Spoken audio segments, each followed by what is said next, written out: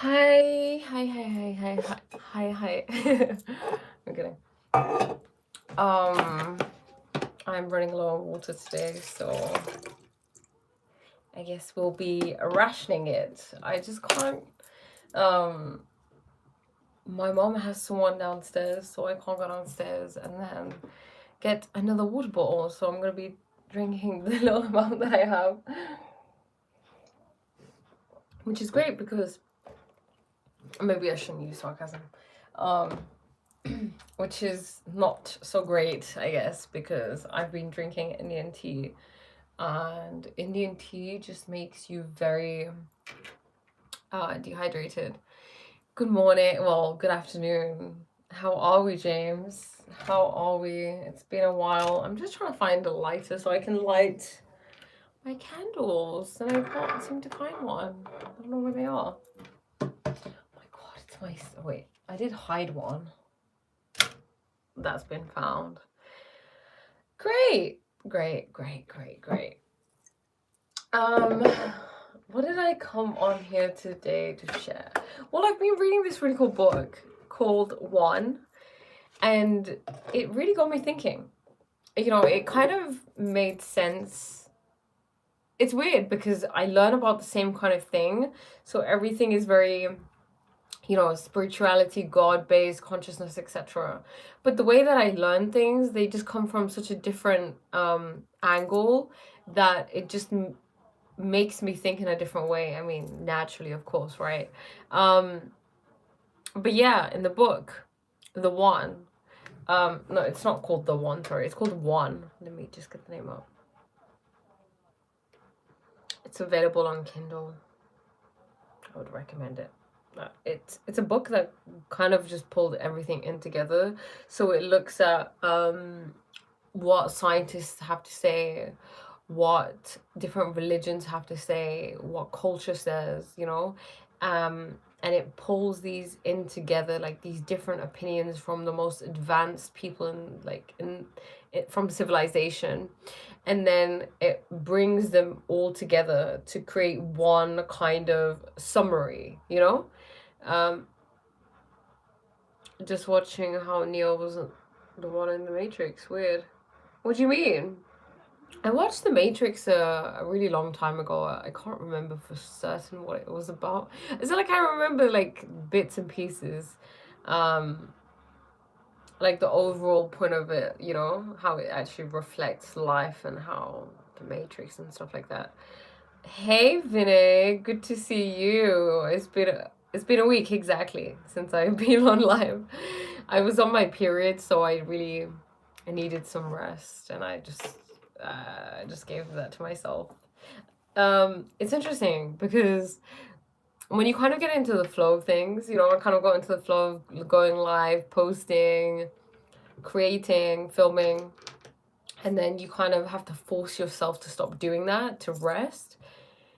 Um, I'm wonderful. Yeah, I'm wonderful now. Um, yeah, good. I think the whole like winter thing is, yeah, when it's cold, you don't really want to do anything. But I realized, you know, I saw this quote about, I mean, I'm sure the same applies for men, but for women, because we have so much creative power, right, available to us, it is integral to our health and our mental well-being that we move, that we, we channel this energy. Yeah. Do you have Alicia's iPad charger? No. This is like Alicia's like. No. That's my phone charger. Do you know where it is? No, I mean it should be in her room. I don't have it. Wait, can I take this one to India, please? Alicia's phone charger and I mean, you've already loads of times to the goddaughter anyway, haven't you? So I can wear it, right? I hope you bring some new ones that you've sewn. I'll buy you a Yeah. Oh, okay. Can you shut the door properly, please? That's so annoying. I missed you. Oh, I missed you too. I missed everybody. Hi, mama. Oh, that was not my mom. That was my brother or my sister. Thanks. Yeah, my sisters, they're going to India. And I will be going shortly too next year. I'm excited. I'm excited. I'm excited. Hopefully there will be like 4 weddings that I'm going to. God willing, you know. Tell your cat I said. I will. My cat is currently outside. But yeah, I was speaking about women, you know, about how they have so much energy available to them that they need to channel that, because if you don't, then you get into overthinking, into self-sabotage, into you know, just getting to a place where it's like a swamp, right? Because think about it this way. We have so much energy available to us, and it needs to be moving. Like as women, for example, we have Shakti in us, right? Like Shakti energy, which wants to move. She wants to flow. And if you don't flow and you just stay stationary, then she collects. And what happens to energy that stops flowing, right? It just collects and it becomes a swamp. So essentially, of course, you're not going to feel wonderful if you're not moving, because that's what happened. I kind of wasn't moving as much. It's cold, okay, and yeah, I am now. I went for a walk this morning and I feel so much better about it. And stretching, of course, is wonderful. Where will you come in? Punjab? Sorry, to India. Punjab, yes, but I want to travel around. Probably go north, and a little bit south. Not very south. I mean, India is huge. So let's say this is India, right? This is Punjab, and this is like the bottom of India. I'm gonna travel here. Maybe even further. I don't know. Who knows? Anything can happen, right? Anything can happen. But yeah, the flow of energy and just being active, super important. Otherwise, the mind can go to silly places, even if you are someone who meditates. But you know, it's important to know that life goes in rhythms, right? Like I took time out, and I remember being aware of thoughts of, oh my god, what, you're not being productive, you're just sitting and watching TV, you're not really doing anything. But that's okay. Why is everything so productivity centered? First of all, you know, we're human beings, we're not machines, we're not here to be productive. Second of all, rest is productivity. I know we're trying to get away from this idea of productivity, but rest is productivity. You know, you can't just continue working and working. Like I said, we're not machines, you know. After Shiva, who is very great in the meditation process? No, who? Parvati Ma, Shakti, the feminine incarnation of Shakti. I mean, obviously it's feminine. Is that right? Hopefully. I've been trying to teach myself more about like Shivji and the Hindu gods and goddesses, and I recently learned about Nandi. Oh no way! Wow, Nandi. Wow. And why is that? Nandi used to meditate? Is it because it was seva? You know what always catches me out? In Sikhism, they say, you know, they really put an emphasis on seva, which is selfless service, and how there are different ways, I guess, that they speak about reaching enlightenment. So I don't know if it's like all of them together or separately, but it's, you know, seva and then bhakti and then nam jap and things like that. And I was like, how does that work? You know, like how does seva get you there? But I get it, because you actually get into a different rhythm when you do seva, you know. You can only understand it once you begin to do it, I think. Shivling you use for meditation, and what you will always see in front of Shivling, Nandi will be sitting and watching Shiva. Wow, okay. So Nandi, I guess because Nandi was closest to Shiva, and then whoever is like meditating loads, like that energy is like, of course, affecting Nandi, right? That makes sense. That's fascinating. But yeah, I was watching, what else? I was watching a video of Mount Kailash, which is where Shivji used to meditate. And yeah, they had like loads of bulls that reminded me of Nandi. And I was like, oh my god, it's Nandi, you know, which is pretty cool. But I remember someone telling me on a live something about Mount Kailash and how I think there's only one guy, one yogi, who's been able to actually climb Mount Kailash. I don't think anybody else has been able to. He was a great poet and a yogi. Whenever you see any bull, they're always deep. They're always in deep thinking. Nobody knows what they are thinking, but they're in meditation. That's fascinating. I didn't even know that. Yeah, Milarepa. Okay, from Tibet. Yeah, this person had gone to, because is Mount Kailash in Tibet, right? Because someone I was watching a travel vlog of someone who'd gone to Tibet, and Tibet just looks absolutely stunning, and that's where Mount Kailash was, and then he was telling, you know, loads of different facts. अरे कैसे हो दीदी? हम ठीक हो, आप कैसे हो? I'm watching Mango. I'm watching you. How you're watching Mango? What does that mean? Who's Mango? Like an actual mango, or is it a name for a pet? I don't know why I thought it would be the name of your parrot. I think Mango is a really cute name for a parrot, actually. Yeah, it's interesting, Vinay, that you say that, you know, the bull is a meditation, because I don't know. To be honest, now I think about it, I guess all animals are always in meditation, right? Because meditation is just being present and focused and being in the now. And isn't that what animals do all the time? They're always in the now. They can't really think about the future or the past, right? Milarepa was first one who climbed Mount Kailash, but he came from where he said he don't go there. Oh, he came from there and said don't go there. Wow, why did he say that? No, I'm not Canadian. I'm British. Well, I live in England.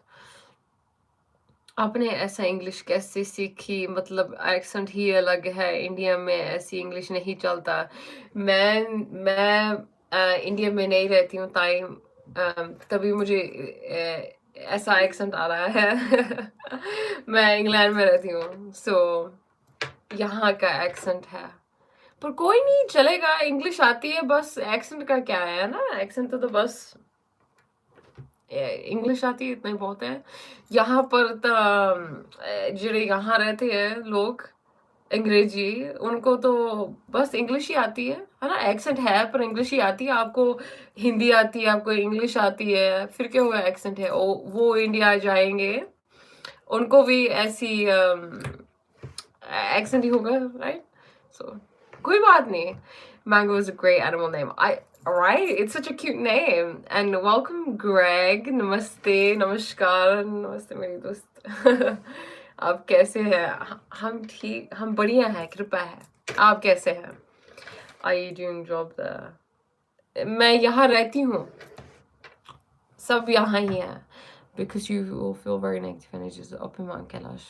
When you will go up, you will be trapped in so many things. For example, you will just walk again and you'll come to the same place.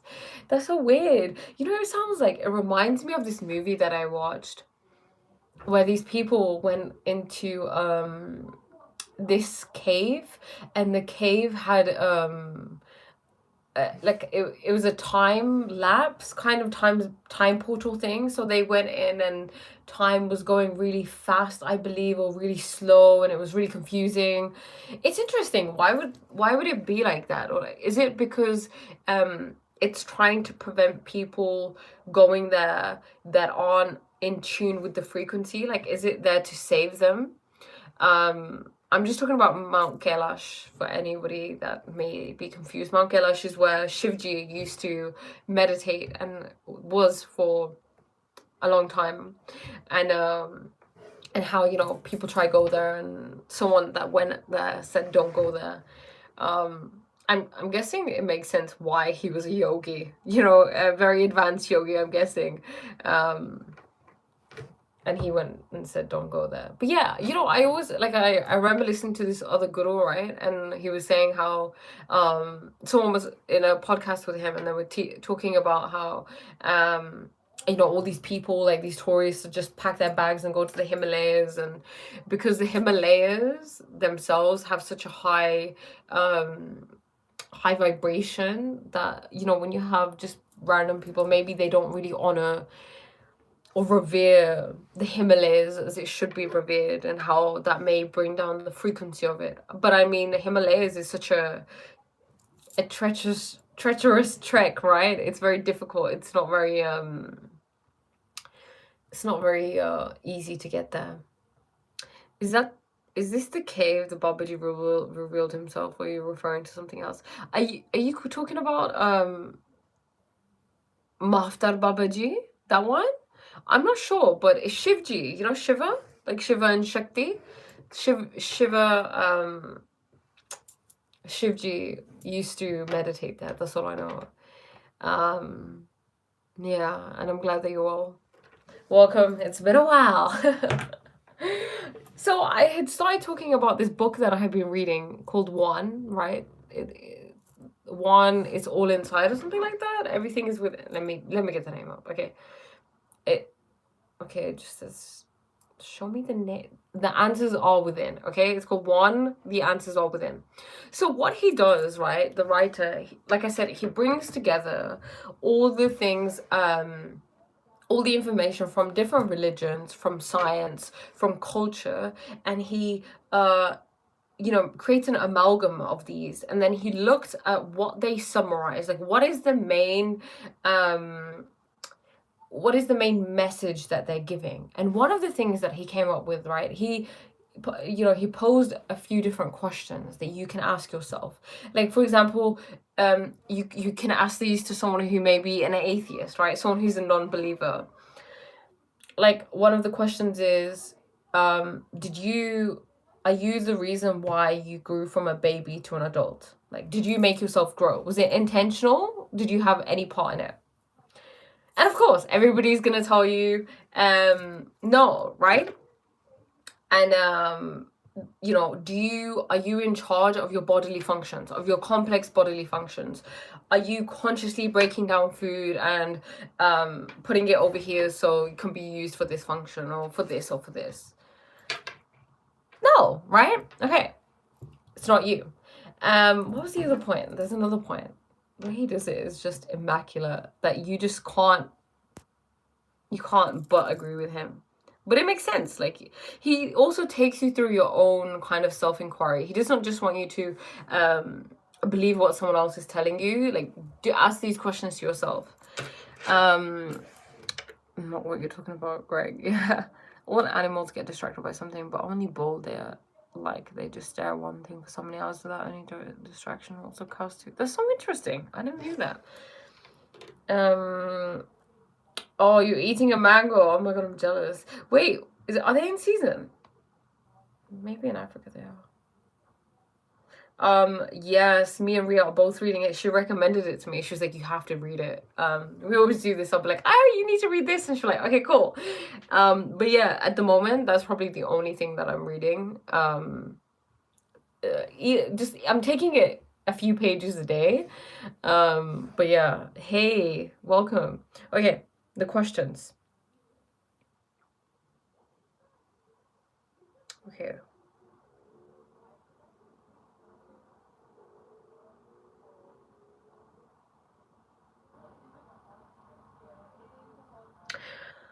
Okay.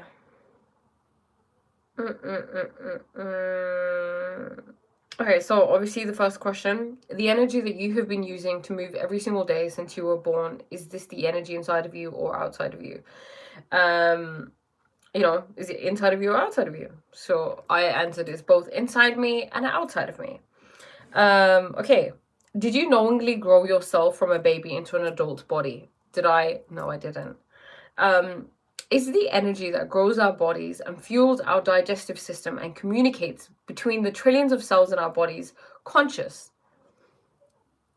it must be conscious, right? The energy within me must be conscious. The energy within you must be conscious to be able to perform so many complex, you know, what's the word?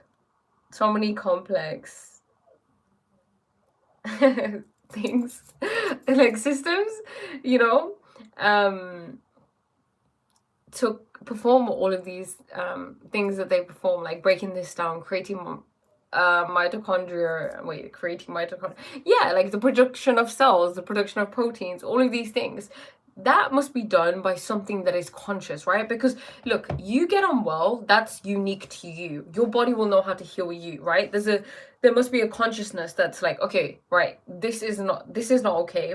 We need to go to this area, we need to target this, we need this antibody, and then this person will get well, right? It's a system that works together. And it's not just random. It's not everybody just has the same system that's like a template system. It works uniquely with everybody. So the energy within you must be conscious, right? That's what we're trying to get to. Is it conscious? Okay. As in, is it aware? Growing us with deliberate intention and on purpose, or is it accidental? Is it accidental that all of our ancestors are here? That you're here, that you made it this far, that you didn't die out? Given that this energy is always with you and created you, right? It grew you from a baby into an adult and is conscious and acting deliberately. Can you see how when our ancestors discovered this energy many different times and in many different cultures throughout history, that they called it God, as in the supreme intelligent creator? That's it. If you're an atheist or whatever, I mean, to be honest, I'm not even trying to like convert anybody, right? Okay.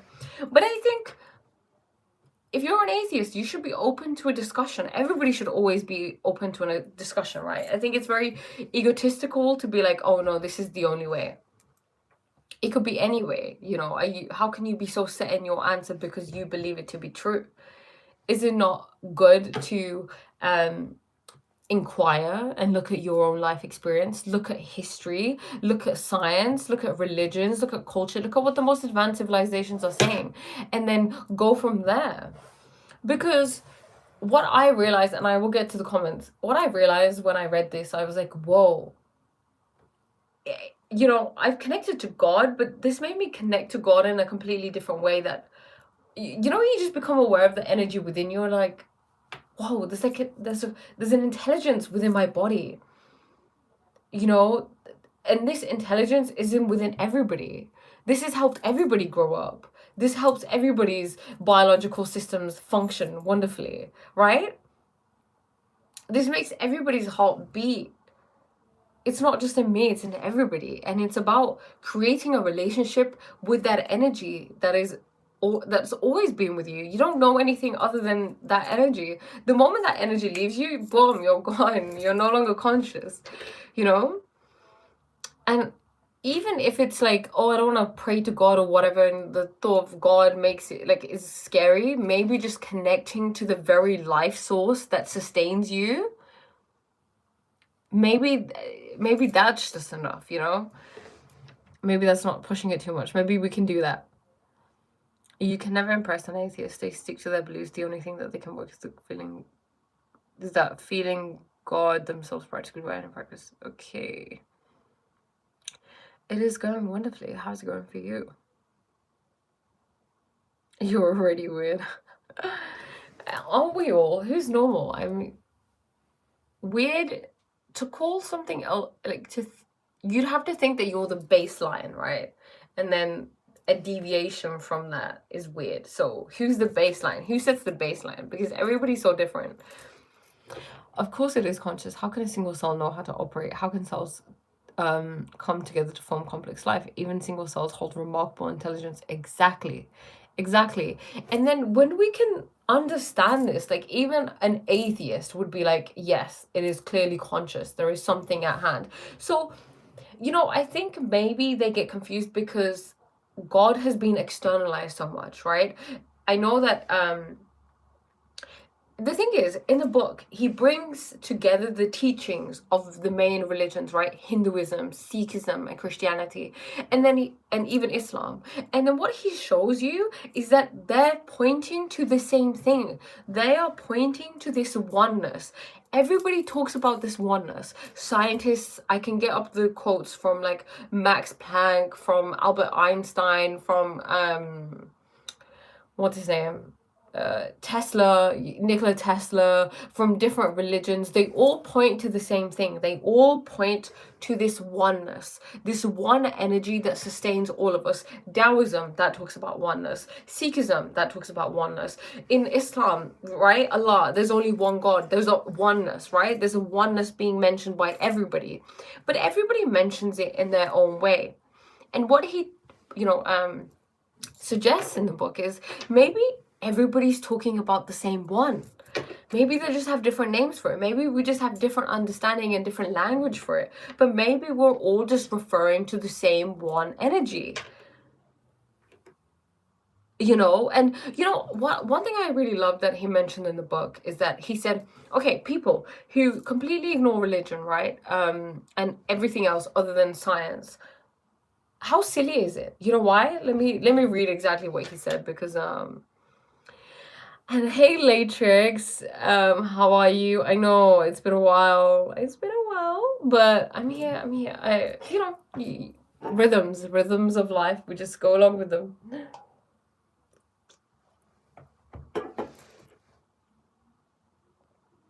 Why yogis live for so long? For example, you are 20 old and you to space 1 year, and after come back we will be 20.5-year-old, because space is slow. That's why yogis meditate. That's so fascinating. Wow. I didn't even think of it like that. And slow their body, that's why they live for so many years. And also, I guess, it has something to do with their breathing as well, right? Like your breath and like the rate at which you breathe dictates your health and also how long you live. But yeah, let me get this up, because people come at you and they're like, but science. Okay, let me show you, okay? Let me tell you. Consider this.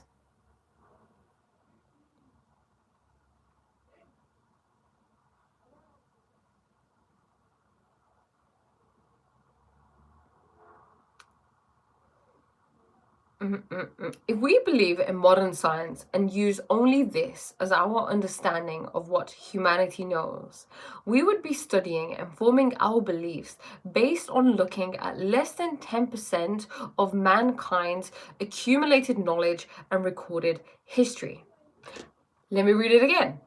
If we believe in modern science and use only this as our understanding of what humanity knows, we would be studying and forming our beliefs based on looking at less than 10% of mankind's accumulated knowledge and recorded history. This belief requires us to ignore the information set out by every other advanced civilization to have ever existed. Even the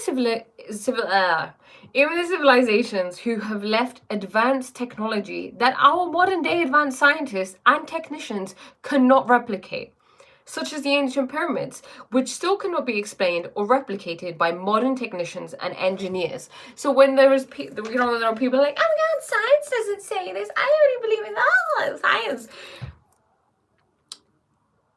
Why are we gonna ignore 90% of accumulated knowledge from advanced civilizations? Science is just catching up. I've got a very interesting question. Certain animals live a lot longer than others, like hundreds of years more. Why haven't we adapted to live longer? Interesting question. I mean, you have to look at the lifestyle, right? Animals are very in tune with nature, first of all. They're very aligned with nature. And the more aligned you are with nature, in your eating, in your sleeping, in your living, in your breathing, in pretty much everything, the longer you live, the healthier you are. Second of all, things like diet, right? What do we eat? We don't even eat food anymore. Like, I saw this meme from aliens, right? These alien posts that say, oh my God, isn't it so funny? These humans they poison their food, and then they sell normal food, unpoisoned food, for more money, and then they go eat that. Like, isn't that crazy? We poison our food, and then we sell unpoisoned food as a delicacy, as like a luxury. It's wild, right? So I'd say that. I'd say things like meditation, like for example, Vinay was just talking about yogis. They live really, really till old age, and they are well. I mean, I was recently just watching this a podcast with this Swami who was 100 and something, and his organs and his health were 100% wonderful, right? No problem whatsoever. He was fit. He wakes up at like 3-4 a.m. He does like an hour of yoga. He walks around for 3 hours. He's wonderful. And it's because he lives a life like that, where he takes care of himself. He wakes up at a certain time. He eats certain things. He doesn't eat too much, sleeping at a certain time. All of these things contribute. And the fact that people are overthinking and the stresses that we take on in life, I mean, are we surprised that we don't live long? What is the topic? I mean, the topic's kind of changing at all times, so I can't give like a specific topic. Okay. I don't know. Okay. Some animals, for example, is crocodile, when they get trapped in mud, they stop their breathing until rain comes and remove it. Wow. Damn, that's so cool. They must live for a very long time. It was never only about the body and its functions. People may argue that everything is just the brain and chemical reactions with no soul involved, but the true purpose is to experience the soul. Of course. Yeah, Ditya, you're so right. I mean, in what world do we live in where we don't believe that there's a soul? That's like living in the dark ages. What you've just read aligns with the works of Jeremy Lent, whose work I love. What's the name of the author who wrote The One, please? Oh, let's see. Is it Jeremy Lent? Let me see. How do I find... Okay, let's go to the contents page.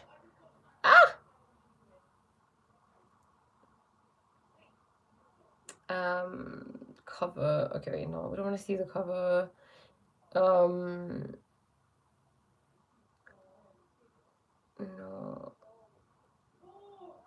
What's your name? How do I find his name? It may be the last page. Right. Last page? No. Okay, let me just... We're gonna Google it. One, the creator within book author.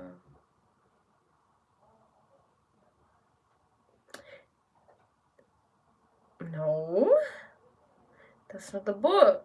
The creator with is that? No, the one. Here, let me see this one. No. One. It's called One. Okay, sorry.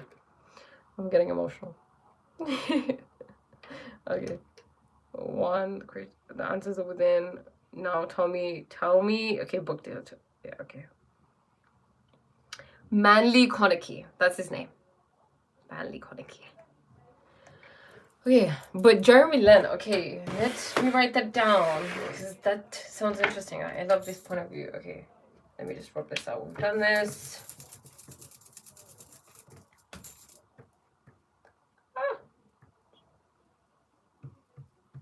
Okay.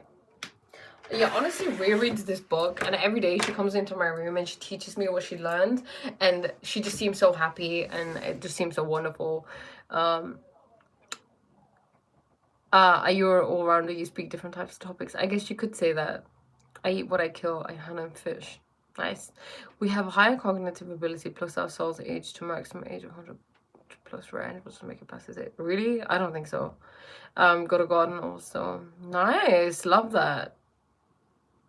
Beyond 100 years of age, our DNA starts to degrade. I don't know, But why haven't we mutated to make our DNA last longer? Well, the thing is, maybe your DNA I mean, technically, we have DNA that's primed for immortality. I read that somewhere a while back.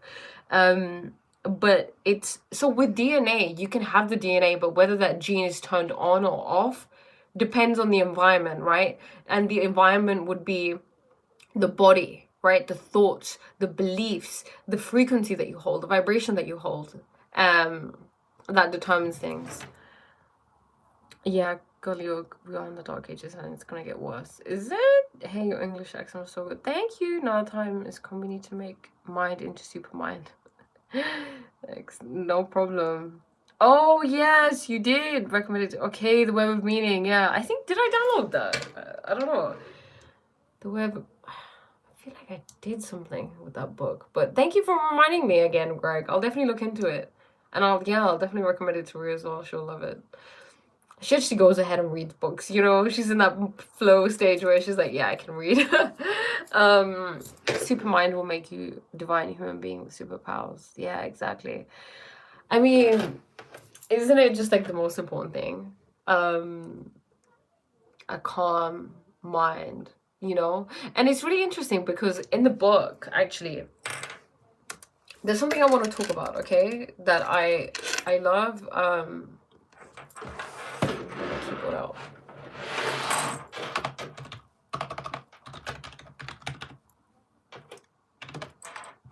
Okay, because I asked ChatGPT a question because it said something in the book, right, about the mind.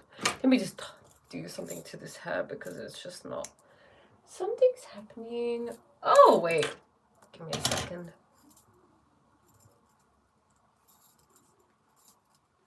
Okay. My God. We're all going through this together. We're all good. Okay, right. Okay, let me just... My sisters always laugh at me when I do this because it just looks so funny, but whatever. It should look alright. Okay. Okay, bad. Okay. Right, let me show you something. But let me just look at the comments. Read book of Aurobindo. Okay. I will try. Gosh. Ah! Okay.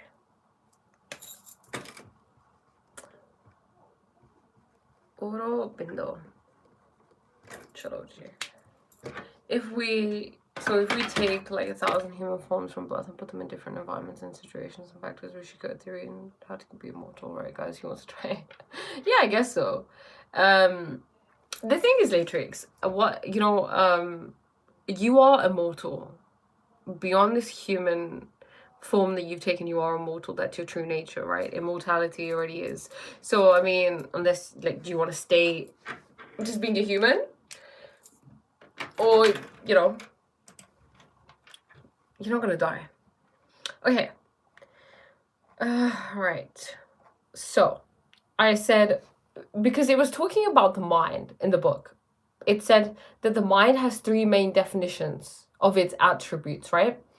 Consciousness, imagination, and perception. I'm gonna be making a more in-depth YouTube video about this because it was something that I found that was fascinating. Because when I've heard the mind being referred to in different ways, right? Everything is mind. You hear that, right? Because everything is mind. But then you think, wait, does the mind mean my thoughts, my beliefs, like the overthinking or the narrative that's in your head, the stream of worries, you know, the memory, the inner commentator? Is this the mind? So, you know, I asked ChatGPT and it said, most people think the mind equals thoughts. They think mind is the noisy narrative in the head, the streams of worries, memory, etc. But that is the lowest, most mechanical layer of mind, the conditioned surface mind. The true mind has 3 fundamental attributes, like I just said, right? Consciousness. So consciousness would be awareness, sentience, the light behind reality. This is the core of the mind. So consciousness is not thinking, it is the space where thinking occurs. Consciousness, imagination, and perception. That's what he mentions in there. So yeah, so consciousness, like I said, is awareness, sentience, right? It's this space in which everything occurs. So, you know, when I'm doing my app, the Waking Up app, when I do my meditations on there, one thing Sam, the guy who does the meditations, what he always says is, okay, right, take into consideration how you feel, like what state are you in, is there a mood, you know, what like what's happening. And then he'll say, take note of that as an appearance in consciousness. Anything, any thought that you have, any feeling that you have, any state you're in, any mood you're in, is an appearance in consciousness. The only issue that arises is when we identify with this appearance, right? It's all an appearance. It is not you. But we get lost in it. We get lost in our thoughts. We get lost in our emotions. And that's where the problems arise, because you act from that place. But you are the space in which everything occurs. The point is to understand that you are, first of all, consciousness, and that consciousness is fundamental. Consciousness is the prior state before matter. Okay, that's also something that he always says. Sam always says, rest as the prior state, right? Consciousness is the prior state before matter, before my body, before my thoughts, before my mood.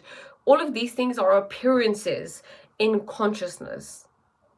They're flimsy, they're just appearances. It's like it's here and it's gone. It's like a dream, right? What's a dream? A dream is just an appearance in your consciousness, and then it's gone. You wake up and you're like, what? It felt so real, you know? But it wasn't. And that's what life is like. It's about becoming lucid in this dream that we call reality, okay? I'm not smart. I'm not smart at all. Don't claim to be. But you know what they say, it takes one to know one. What was I gonna say? But yeah, so consciousness is the space in which everything is occurring, right? And it's about expanding your awareness out to that. Not even expanding, but being aware of the fact that you are expanded. You know, how often do I talk about nothing outside of your outside of your perception, outside of your observation exists.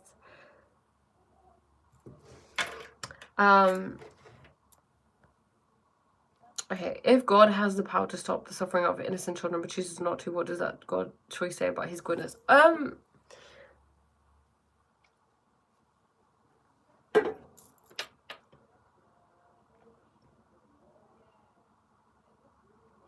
Very true. Exactly, Greg. Thank you for that answer. I used to ask myself those same questions. I realized that we are applying the same attributes and emotions to God that humans have, but God is beyond that. Exactly. You know what I would really recommend? A book that is awesome, that answers questions like this, is let me get it. Please don't. Okay. This one, Conversations with God, okay? It's not from a particular religion. It's a man who had conversations with God, right? He was at a really low point in his life, and like really, really low, okay? Everything was going really badly for him. And then eventually he just starts writing, and it's not him writing. Like someone is writing through him, right? And it's God.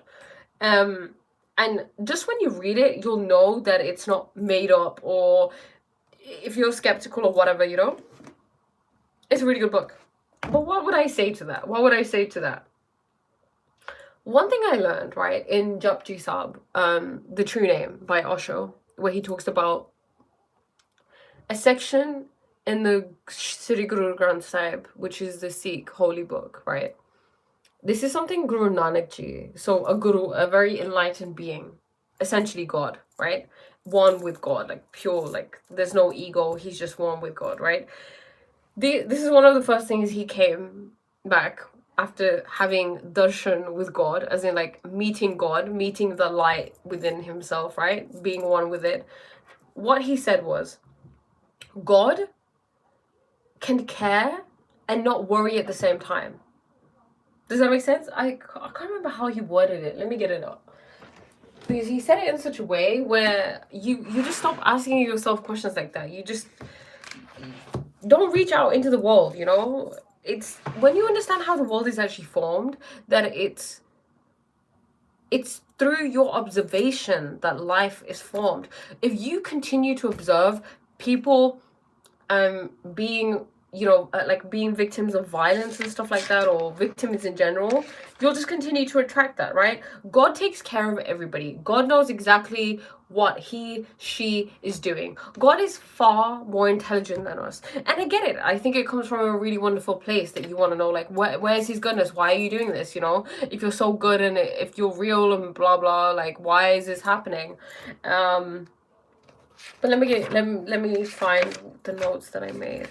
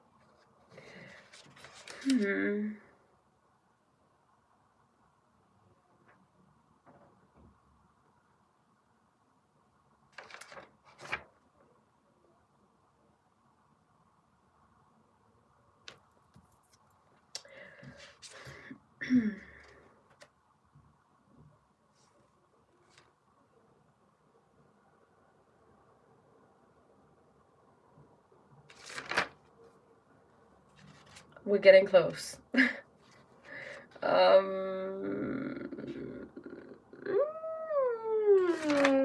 is it?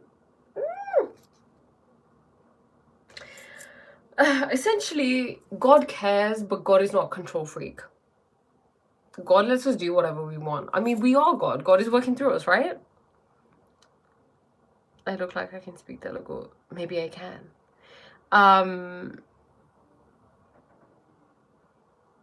Only on your live stream I always notice angel lovers. Oh, that's so cute. Hey, Meet, how are you? Bro, it's just like a video game for God. He's playing and experiences in life, and all of us. Laws of death and born don't affect him. Exactly. It's just a dream. You mustn't reach out and try to change the world. Only live through your perception, right? Only live through your observation. That is the only reality. Nothing beyond that exists. So these people that you think are suffering, they don't even exist. They only exist because you are bringing them into existence. And the thing is, look, if you had told me this years ago, I would have looked at you like you're a cold psychopath. Like, how can you think that there are so many people suffering? You know, of course, it's an appearance in consciousness. It's not real. It's a dream. We're in a dream. God is playing a game. It's a leela, right? It's a play. We're just playing a role. God is like, I want to play, you know. And you made this for sake of argument, right? This is how someone put it. I was watching, some of you may know, Jasmine Sandless, right? She's a Punjabi singer. And she was talking, and she worded it in such a beautiful way. She said, you know, before you come to us, you have a conversation with God, right? And you say, I want to go to Earth, you know, please let me go there. I want to go to Earth, and I want to experience the fun fair that is going on there. And God's like, are you sure? And you're like, yeah, I want to go see everything, you know. And God's like, you're gonna have to experience everything. Like, you're gonna see everything. Are you sure you're ready? And you're like, yes, I want to see everything. And then you come here, and then you're surprised when you see everything. You know, you agree to this, but it's not real. It's not everlasting. And also, look, everybody has been through things in their life, okay? Everybody has been through some sort of suffering, some sort of pain, some sort of trauma, something. And it was all part of the journey, right? We live in duality. All suffering is his and all happiness is his. That's what it says in Japji Sahib. Everything is God's. God does everything. God is the evildoer. God is the angel. God is the devil. God is the sinner. God is the murderer. God is the lover. So you're like, God, why are you doing this? But it's like, you know, like, why are you not stopping it? But it's God doing it. It's just let it be. Why are you trying to make changes outside of you? It doesn't exist. It's not, you know? He's immortal, eternal. He's just getting tested for everything. If we die in a video game, do we die? Right? Like, I love that. Thank you. That you just summed it up wonderfully. We again play the Leela, like the eternal dance of Krishna. Exactly. Exactly. And you know, it just, like, sometimes now it's really funny because I have thoughts like, you know, if I die, like, you know, when you get scared, like, for example, I was flying to India, right? And I was gonna fly to India on Air India, and Air India had just crashed. Well, like, one of the planes had just crashed, right?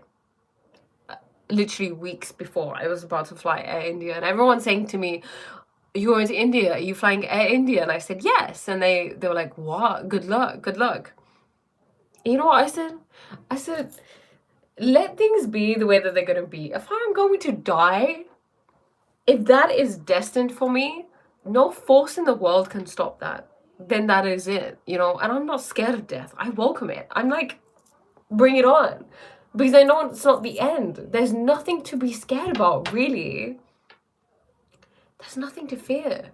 You know, it's really funny because at times I think that I forgot my childhood, you know, because I think back, I'm like, whoa, okay, if I'm here right now, right? If I'm at this stage and I think life like this and I have such spiritual, like, views on life, and did I have this always as a child?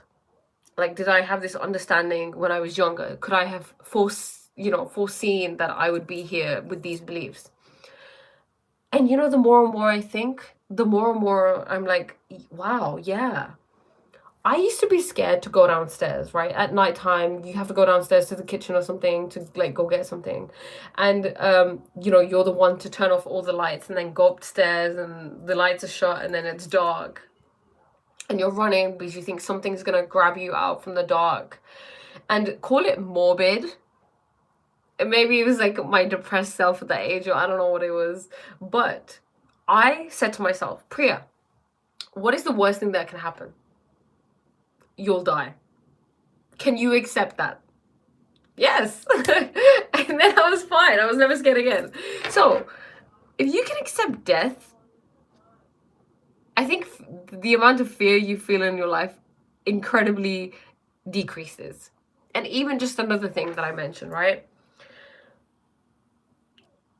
If something is meant to happen, it will happen. Nothing can stop it.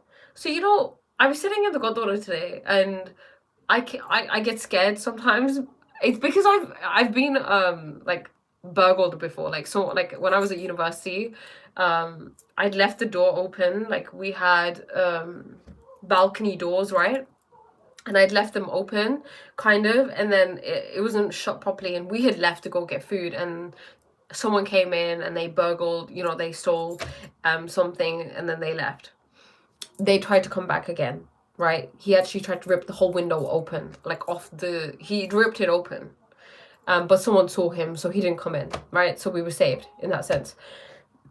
And then I've been, like, someone's attempted to mug Ria and I, my sister, before. So I guess that's where it comes from. I'm always very wary of, like, my bag or my phone or things like that. So I'm sitting there and I like to sit and close my eyes.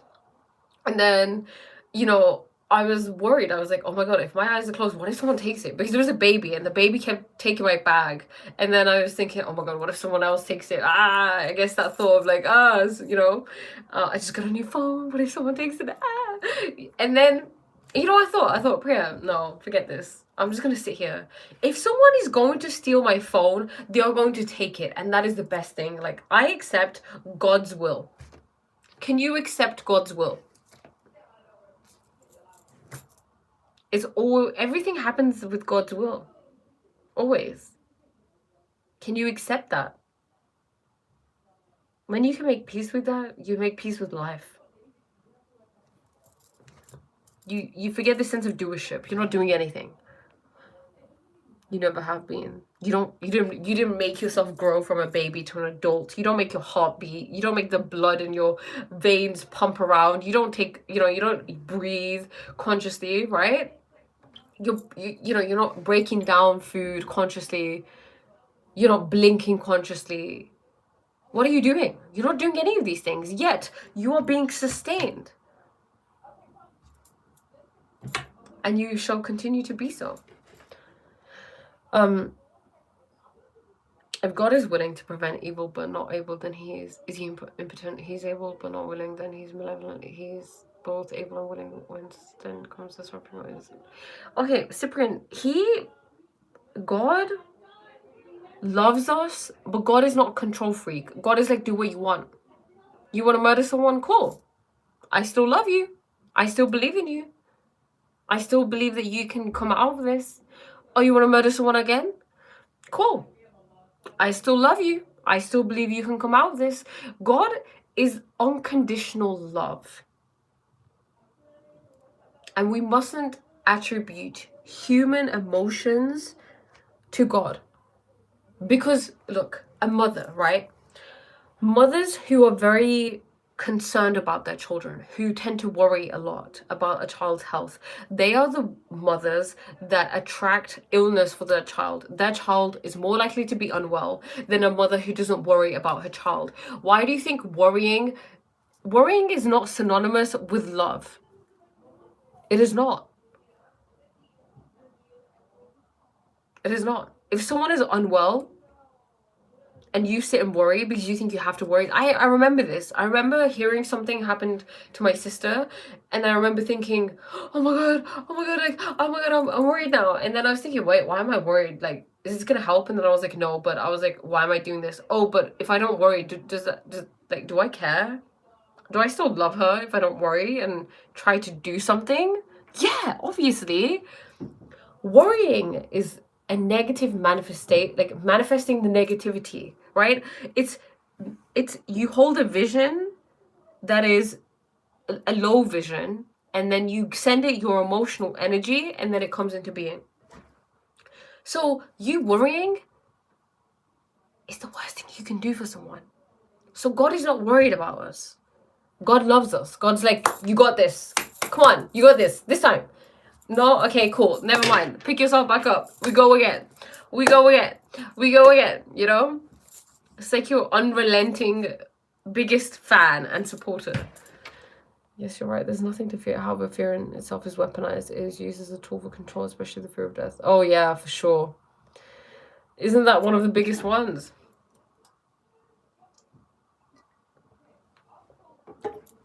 James, it's really interesting you say we're all born in blood and blood through suffering, because you know, I haven't read much into this, but the whole process of giving birth was meant to be orgasmic and not suffering. It is only suffering because it's not done the way that it was meant to be. I mean, first of all, why do you think that... Okay, think about it this way. When you go to the toilet, right, for number 2, do you lie down? Could you poo lying down? I know this isn't the prettiest thing to talk about, but could you do it? No, right? You sit because gravity, it's easier. I mean, to be honest, toilets we have in England, they aren't even that great. In India, you go and there's a hole in the ground, and that isn't because they're backwards and uncivilized. In fact, they're incredibly intelligent because they understand that the posture that you are in, that you hold when you go to the bathroom, it helps the movement of your bowels, right? The movement of your excretionary things coming out, okay? It's good for you. Also, if you are able to do that, if like to be able to squat in that position, you're healthy. How many of you can sit and squat in that position? I know so many people who can't just do that, you know? So if that's the position you have to be, right, to get something out of your body, to push it out of your body, then when it comes to a baby, why is it that you think that it's okay for a woman to be lying down on her back pushing? Is that not going to have an impact on her spine? Is that the natural way to be? Is that the way that it's always been? No, right? And it's not meant to be suffering. Why are there artificial lights? Why are you being surrounded by people who are just strangers to you in a clinical setting where you're being encouraged to take medication? Maybe it was meant to be a completely different process. Maybe Mother Nature doesn't hate women. It's the same with periods. I mean, I was talking to Greg about this, you know, about Periods aren't meant to be painful. Mother Nature would never do that to us. In fact, I saw a video today where this lady said that she doesn't even get periods. She said you only get periods if you're in a low vibration.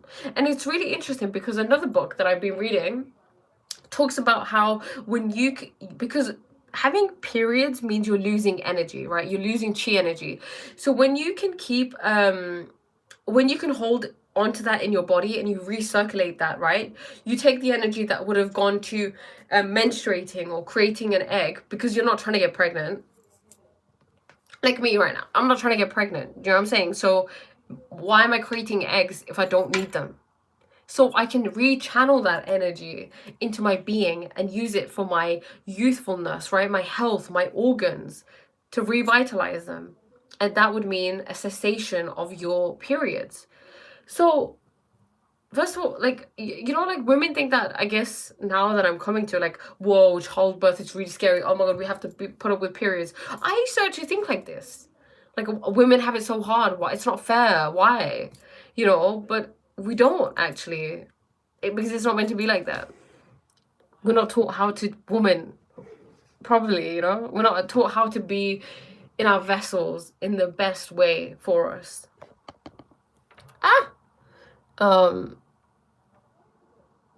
Trust fate and all will fall into place. Exactly. God is the vibration of love itself. If we raise our vibration, it can bring us closer to God.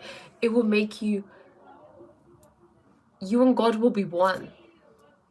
There will be no separation. There is an illusion of separateness, of separation that we are going through, you know? Because when I was speaking about that conversation that you have with God, it's God talking to God. It's like, all right, cool. Are you sure? Yeah, you want to go? All right, cool, let's go. And then you come here and you forget. You forget that you chose to come here. You forget that you chose the life that you wanted. You forget that you chose the suffering that you wanted to experience, because you grow through it. It's only a knife can sharpen a knife, right? Only a knife can sharpen a knife. You poo lying down. Wonderful. How's that going for you? Catholic Church loved using the concept of hell to control the masses. It was an ancient version of nuclear weapons. Wow. Indeed.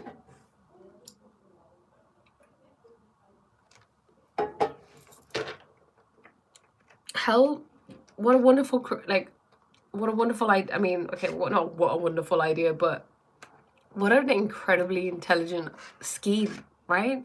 To control the masses. The devil, hell, the afterlife, purity, this, that, and the other. And people are still under the, you know, the guise of this control. It's incredible. Madam, I have a heart problem. Please pray for me. Name Shivat the Sun. Shivat the Sun. What I would say to that is, you are well. I'm going to bring that into existence for you. Second of all, anything is possible, right? Anything is possible. Start observing. I mean, if I may, observing that you are well. Observe health, you know? Connect to God. And what will be, will be. Just accept and be, I guess, one of the things that has brought me great healing and great support in times of suffering is being thankful for the suffering. That just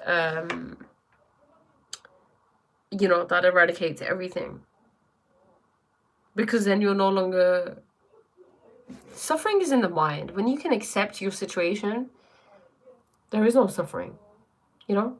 And then there will be a coherence in your being. There'll be a sense of wholeness. I am a life coach. I help people to become lucid in this dream. Mikey, what did you say? Yeah, I responded to you, Mikey. You're a healer. Nice. What do you heal? I'm not asking about human evil. I mean natural evils, disease, earthquakes, and suffering no one causes if God is good and all powerful. How do you explain these? That's such a good question, Greg. Yeah, do you believe that we should live in a utopia with no natural suffering? And God wants to experience everything, you know? God, everything, the good, the bad, the ugly. God doesn't just want to be like, for example, let's say there's a movie, and there's a movie where everything is just going perfectly. Would you want to watch that movie? Like, you wake up and it's a fabulous day, you go to sleep, it's a fabulous day, and then blah, blah, blah, everything is just the same. There's no difference, there's no disparity, there's no, oh, this is happening and this is happening. Like, for example, the movie, Jim Carrey's movie, The Truman Show. Nothing bad happens to him. There is no suffering. He grows up, his parents are wonderful, I think. He gets married. It's very mundane, you know? It's very, like, planned and same, and he, you know, he gets bored. And he realizes that this is, like, a setup.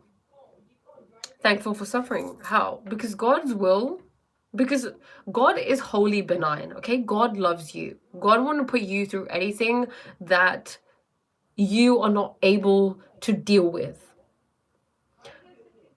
William Jameson, I believe he's William James.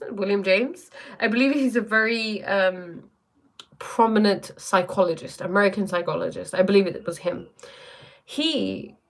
There's a story about him. I think he became like disabled or something. He wasn't able to do anything, right? And he realized that his whole life he had never taken responsibility for anything. From that day, he decided to take responsibility for everything regarding him. So if he had a heart condition, he would say, I'm responsible for this. And then his whole life changed. He went from being someone who was a victim to being someone who people are mentioning him years and years afterwards, right? Someone very notable. So we should be grateful for everything in life. You have to find a way to be grateful for it, because look, you may not be able to see what the Creator sees, you know? You see things only here. God sees everything. I was in immense suffering. And at that moment, I thought, God, why would you do me like this? Why are you doing this to me? But now I see why. So you may not see why this is happening right now, but eventually you will. But if you can be grateful for it right now, you really help yourself. I'm a Hindu. Does it suit me? Does being grateful to you? What are you on about? Nowadays, people will suffer gravely. Suffering is in the mind, okay? Suffering happens if you don't accept something. I'm timeless. You sound a mix of Australian and a bit Indian. That's so funny. Thanks. No, we will never understand why these people are dying and why this is happening to me, because God have all the records of us both. Death isn't the worst thing to happen to people, you know. I live in England. It's also an arrogance of humans to think that because we are given the ability to determine what we consider good and bad, that we should label the things we deem to be good, to be bad as good, as God not being pure love. Wow, that is so true.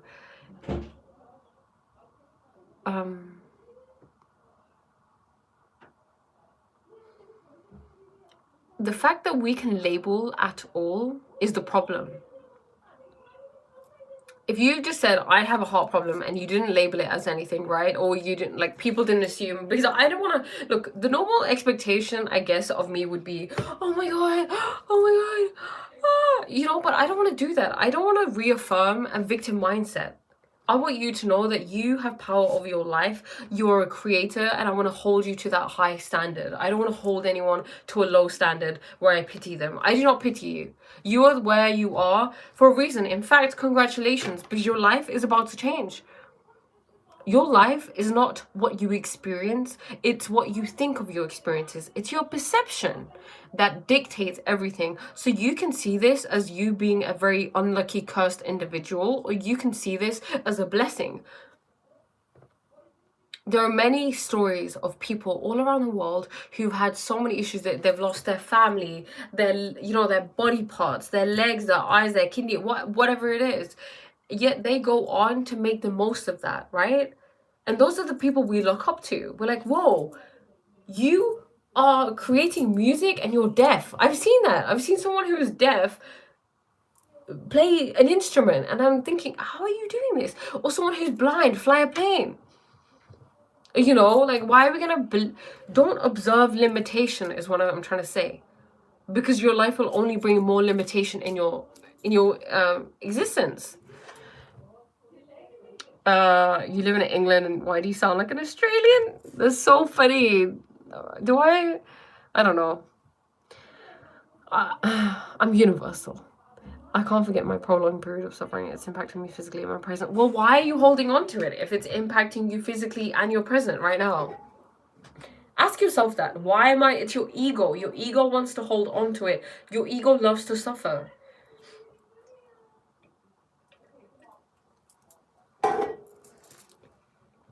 Let it go. Let it go. That's what I'm saying. Be thankful for it. Get to a place, right, where you can truly be indifferent to it, but be grateful for it and just let it go. If the heart problem goes, the heart problem doesn't go, at least you're not going to have suffering. You're enabling it. You're just adding more shit onto, onto a problem, or like what you deem to be a problem. I can't let it go. It's like, you can't. That one example is Malala.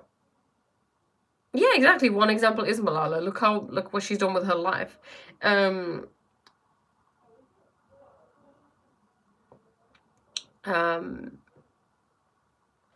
It's all on doing good things.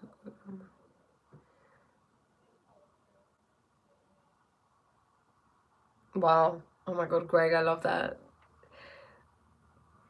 There is a part of you that wants to suffer until you shine a light on this. You'll continue to suffer. That's so true. It's the ego. The ego wants to suffer. I saw this post today and it said the ego just wants to go in loops. It's your pain body. It's your, you just want to continue and continue. What I would say is meditate. Become aware of the fact that, become aware of your thoughts. Meditation is going to help you connect to who you really are. You are not your name. You are not your body. You're not the fact that you have this disease. You are not the story you tell yourself. You are consciousness, okay? You're an awareness. Your neutrality. You have no opinion. You don't label things as good and bad. You're not emotional. You're unchanging. You're timeless, okay? You can have everything and more. Everything and more, okay? This is happening for a reason, okay? You have that problem for a reason. You are here for a reason.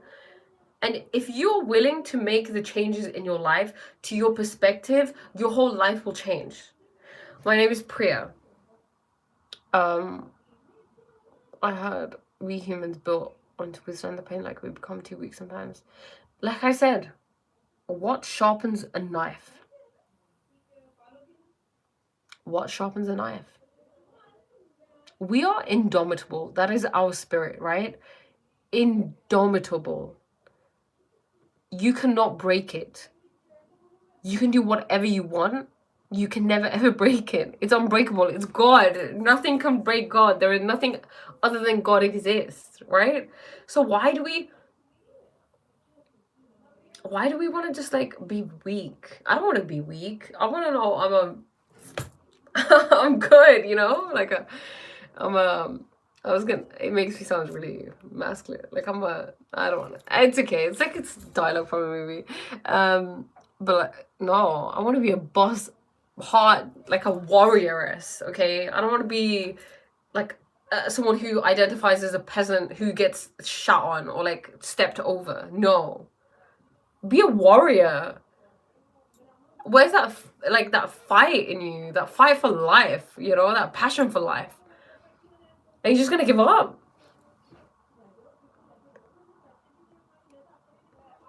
Exactly. You just gotta find it there again, and there's this, you gotta have this fire in your belly to live, to want to be better. When you have that, your life will change. You could, I can speak to you, I can tell you, everybody can tell you, but if you don't truly want to change, you can't.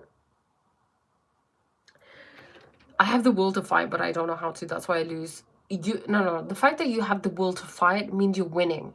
The only way you can ever lose if you lose the will to fight. You're not losing, and like, why even label it as losing? It's just a journey. You're just taking a journey in life. Things happen, and you can't just give up. Look, a person who's a winner, right? The people that we look up to, they don't win every day. They just continue. Warren Buffett, right? Like 70%, right? Warren Buffett, the guy who's a billionaire, a financial genius.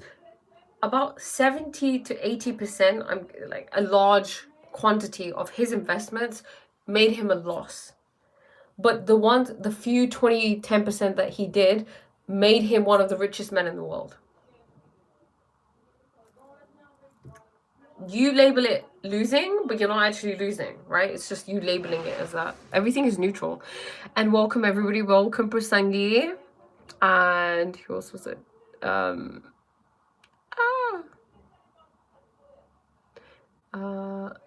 Yes, AFJ in the building. Nowadays women need masculinity. In what sense? I will have to fight, but I don't. Okay. Just read Bhagavad Gita, we'll find answers. Yeah. Thanks, I will come later. You're very genuine. Thank you, Bhagavad Gita. Yeah, look, everything happens for a reason, right? The fact that you're even here, I am just an expression of you telling yourself to believe in you. That's all I am. That's it.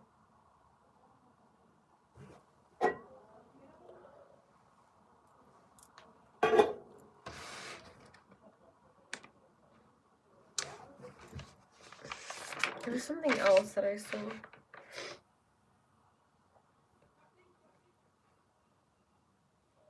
Oh, this is really cool. I mean, Cipriano was saying, you look.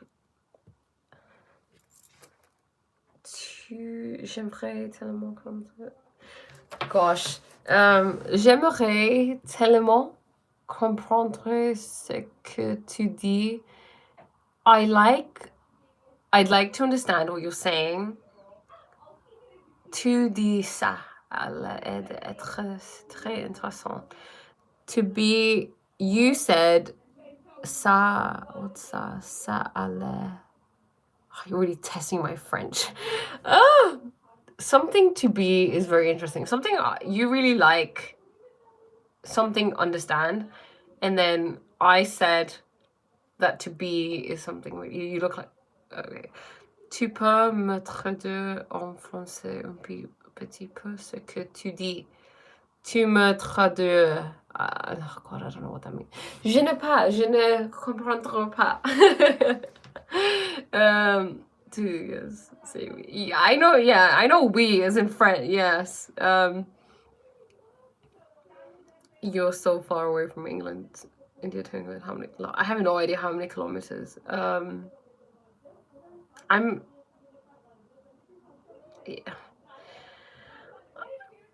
Cajun and speak American. Nice. Cajun, what pardon my ignorance. Where's Cajun? Where's that? If everything must have a creator, then who created God?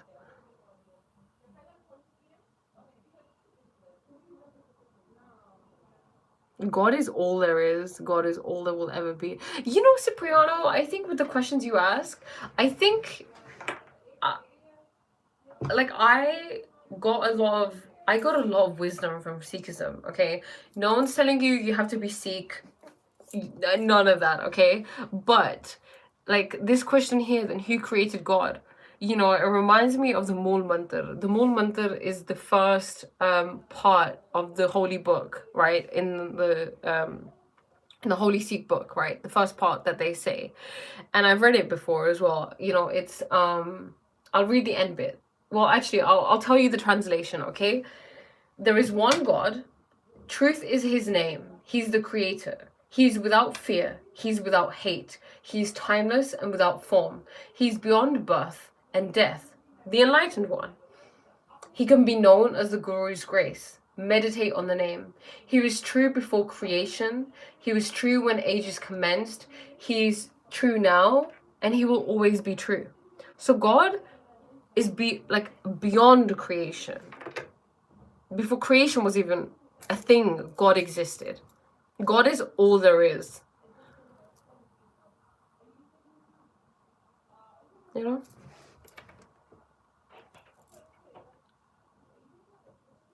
I'm using a translator to write to you. Merci beaucoup! Now I can understand you. Are there any people in the comments who can translate what you're saying? Oh.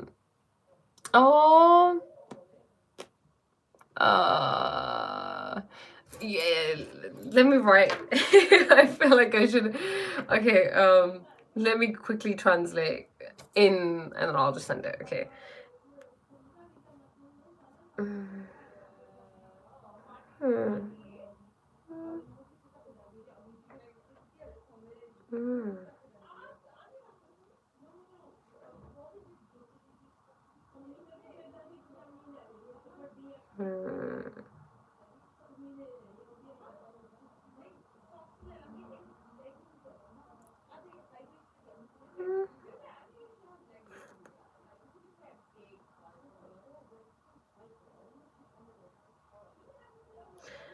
Okay, sorry, I'm just translating something into French so I can help. Okay.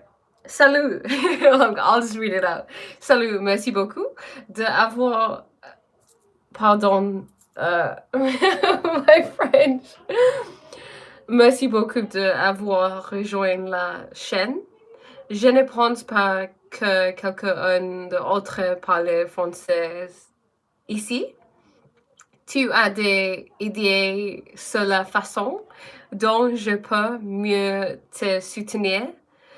Peut-être que tu pourrais regarder le replay et le traduire ensuite. Oh, I love it, so I'm learning French. Who created the idea of creating? Surely to create, the process of creating has to exist first, so who created that? Well, it's same in Hinduism. God has many forms, but same pathway. Fair do law. Creating implies time and action. These two are concepts that are beyond the ultimate truth. Yes, exactly, Greg. You know, creating does imply time and action, which would come into time and space, right? Because action is movement of space, like a movement through space. So God is beyond time and space. Consciousness is fundamental. Consciousness is a prior condition to everything. See, the thing is, these concepts can be difficult to understand at times for some people until you experience them. And the way that you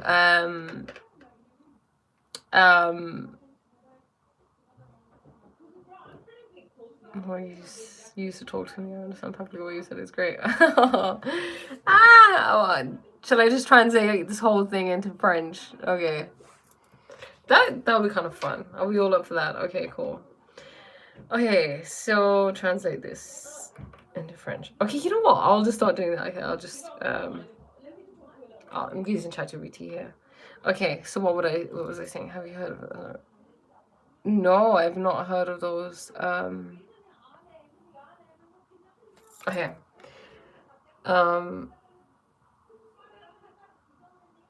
Hey there.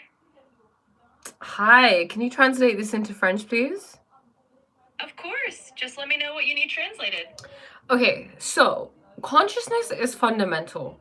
Consciousness is the prior state before matter, before time, before space. So anything after consciousness, like consciousness, okay. God, it's gonna have all the screams and everything. D'accord, ça va avoir tous les cris et tout le reste. What? Oh, this is just okay. This is difficult. Okay.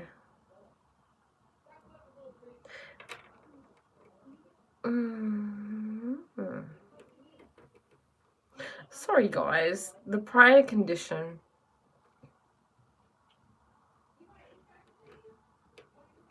Okay, let me just quickly read this out in French, okay? I know, I'm trying to make sure he's so sweet. I don't want him to miss out, you know? The fact that he'd want to listen and he doesn't actually understand what I'm saying. Wait, James, you speak French? Do you want to translate? La conscience est fondamentale. Elle est la condition préalable à la matière, au temps et à l'espace. Like, you can create my work sometimes. I'll write messages and you can probably translate everything. That, oh my god, everything I say. I think that would just be a bit too much, honestly. I don't know. Maybe I'll have to create a separate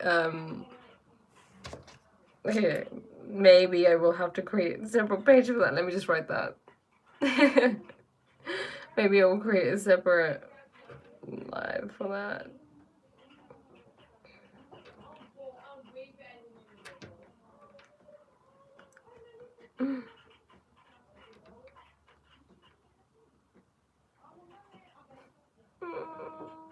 Okay. She said you have... Who said that? I have Tourette's. Okay. Peut-être que je ferai un live séparé pour ça.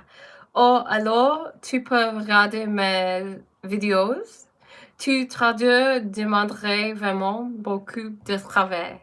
Je suis désolée. Okay. Right. So yes. I'll just have to make a video in French. But yeah, look, consciousness is the prior conditional. Always remember that. And what I was saying earlier is that it's difficult to understand these concepts until, like, first of all, it's very difficult because it's language. We're using finite language to describe the infinite, right? So, of course, things are always going to get lost in translation, but you can experience them. So when you meditate, you can experience this. Like, for example, I would really recommend the app that I use. Greg knows, I swear by it. I talk about it all the time, okay, Cipriano? It's called Waking Up. If you want, I can send you a 30-day guest pass, and then you can thingy them. You can try out the app, and then you can kind of like go along with what he says, you know, and see what your experience is from there. I noticed that there were short videos where it translated into French, which is really interesting. I wish all your videos were like this so I could understand everything. Is there not, oh, you know, okay, sorry, let me just translate this. If someone plays my video that's in English.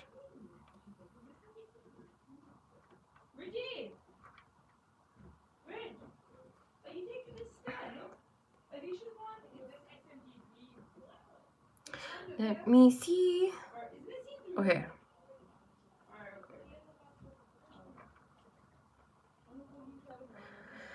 Take my videos and show to ChatGPT and ask to translate into French. Okay.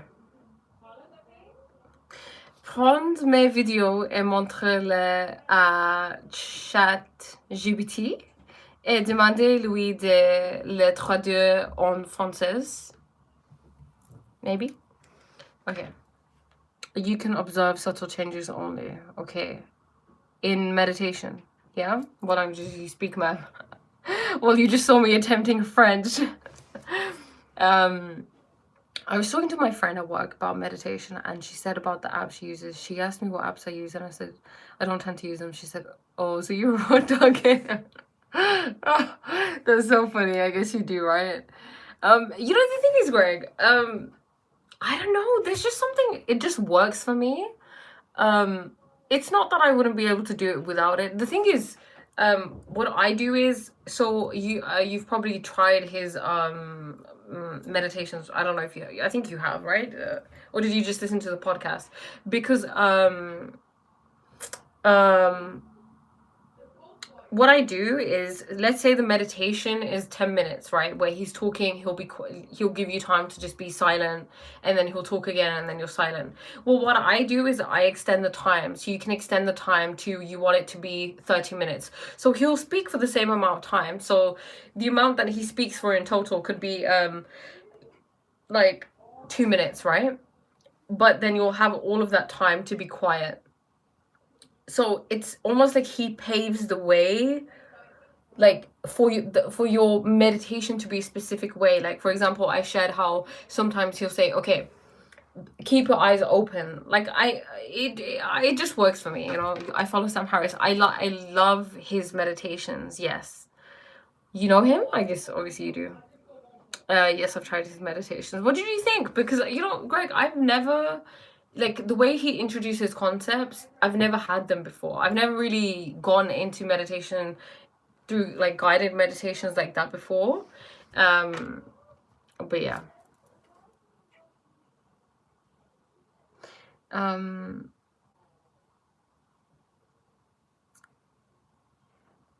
I practice Vivekananda teachings that too tough, and I put very huge effort to make very minor changes. Okay, so why don't you try something different? You know, if it's too tough, maybe it's not, like, try something different, you know, something that works for you. Like, this works for me. I asked because I like Bertrand Russell. I was struck by the idea of everything must have a creator, then who created God. This question challenges the logic of claiming God as the ultimate creator.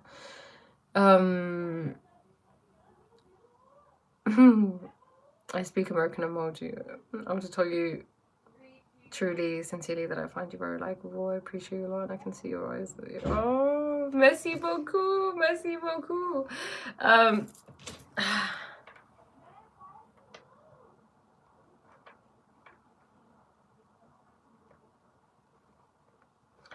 YouTube is introducing a feature where you can dub the audio into different languages. Okay. Alright, so je suis désolée que ça doive se passer comme ça. Je crois que YouTube va bientôt introduire une fonctionnalité qui permet de doubler l'audio dans différentes langues. I find guided meditations can be distraction in themselves. I think it's because there is technology involved. I just prefer to use watching the breathing techniques. Works for me. That also works, you know. I think it's always good to know what works for you. You can also become invisible if you go beyond the speed of light. For example, when fan is on, you cannot see blades. Wow, so true. You know, I saw something about this. So when there's really high frequency, like when you're really vibrating highly, it means something is moving really fast. It's moving so fast that you can't almost see it, right? That's the spiritual realm. It's vibrating so fast you can't even see it. And the physical realm is vibrating slowly. That's why you can see it. That's why it seems real, but it's just as real as the spiritual realm, right? What prompted me into meditation? I mean, I've always known that meditation is something that is something that's amazing for you, you know? And I never really got consistently into it, but I did have moments where like a university, I remember one time sitting down and meditating, and you know, it was a profound experience for me. Even though I didn't do it for long, I did it for 20 minutes, and I liked how I felt, you know. So yeah, but meditation, I rave on. That's all I rave on about. Meditation, you know. Wow. You're so cute. Thank you. What is your idea of enlightenment? Do you believe in it? You can't get enlightenment through the mind, because the mind can't become enlightened. You have to go beyond the mind. Well, I mean, I guess if you think that the mind is thoughts, the mind is not thoughts. But if you understand that the mind is consciousness and awareness, then I guess you can do it through the. But there's, I love Robert Adams's work. He says there is nothing to be done. There is nowhere to be going. You're already there. It's that knowing. Enlightenment is that knowing. That knowing of the truth and embodying it. And you don't have to search for it. Just know it's done already. Rest in it, Hey, you got the dots, so you married. Thank you, Atik. You can use your mind for going beyond the speed of light. Okay. Have you done that, Vinay? I understand absolutely everything you say when you speak French. You do very well. I love it. And I find it really sweet that you make these efforts to communicate with me. Thank you so much. Ma plaisir. De rien. Meditation is not good with. Okay. That's a great Karthik. What Karthik say? There's a question on Karthik? Yeah. See, I mean, what else can I say on enlightenment? Enlightenment. It's to be awake, isn't it? It's to be living from that space of the truth. To be one with God. And that can, I guess that's, maybe we're all enlightened when we're present. Or maybe enlightenment alludes to a sustained level. I don't know. Am I enlightened? I don't know. I don't know. These are my thoughts. What do you guys think?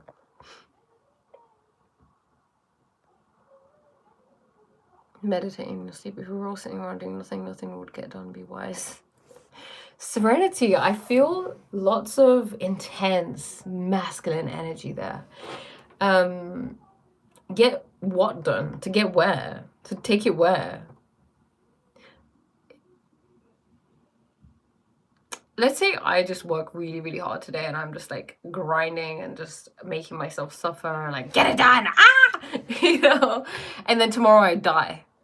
And then I'm like, oh, I'm so glad I spent that day suffering and pushing myself to get something done in a dream. It's a dream, okay? I think we need to shake it off, a little bit. Parler américain. I don't know how I can speak American. Can you tell us more about your rings? Okay, my ring? Okay, cool. They're crystals. The crystals that I got at this event that I went to, this like spiritual event that I went to where they had loads of people come in. It's a really cool event. I did somatic dancing, which was really cool. And I did Kirtan, and then I listened to a talk on sacred sexuality. Sex is sacred. And then I learned about EFT tapping. So I am well, I'm healthy, I'm safe, which is really actually it worked because I was feeling like, why am I here? And I was like, oh, okay, I can accept that I'm here. And then I had a great time, So yeah, okay, they're crystals. So tiger's eye, ruby, labradorite. They looked nice. And it's a bird. I really like it. It represents something, the power is within me. I don't give my power away to anything. So do I believe that it's the crystals that make me feel a certain way? No. Do they look good? Do I like crystals? Yeah, sure. But it's me. I'm the source of everything, If you understand there is something in your forehead which is very powerful, then you will understand power of mind. Wow. Profound. Who's your favorite philosopher? What a good question. I don't have favorites. No. Meditation is being greedy. Houses wouldn't get built if you got time to meditate in the kitchen and prepare meals, lady. Oh my god. You're so funny. Always something to do, lady. That's why China women always working. That is hilarious.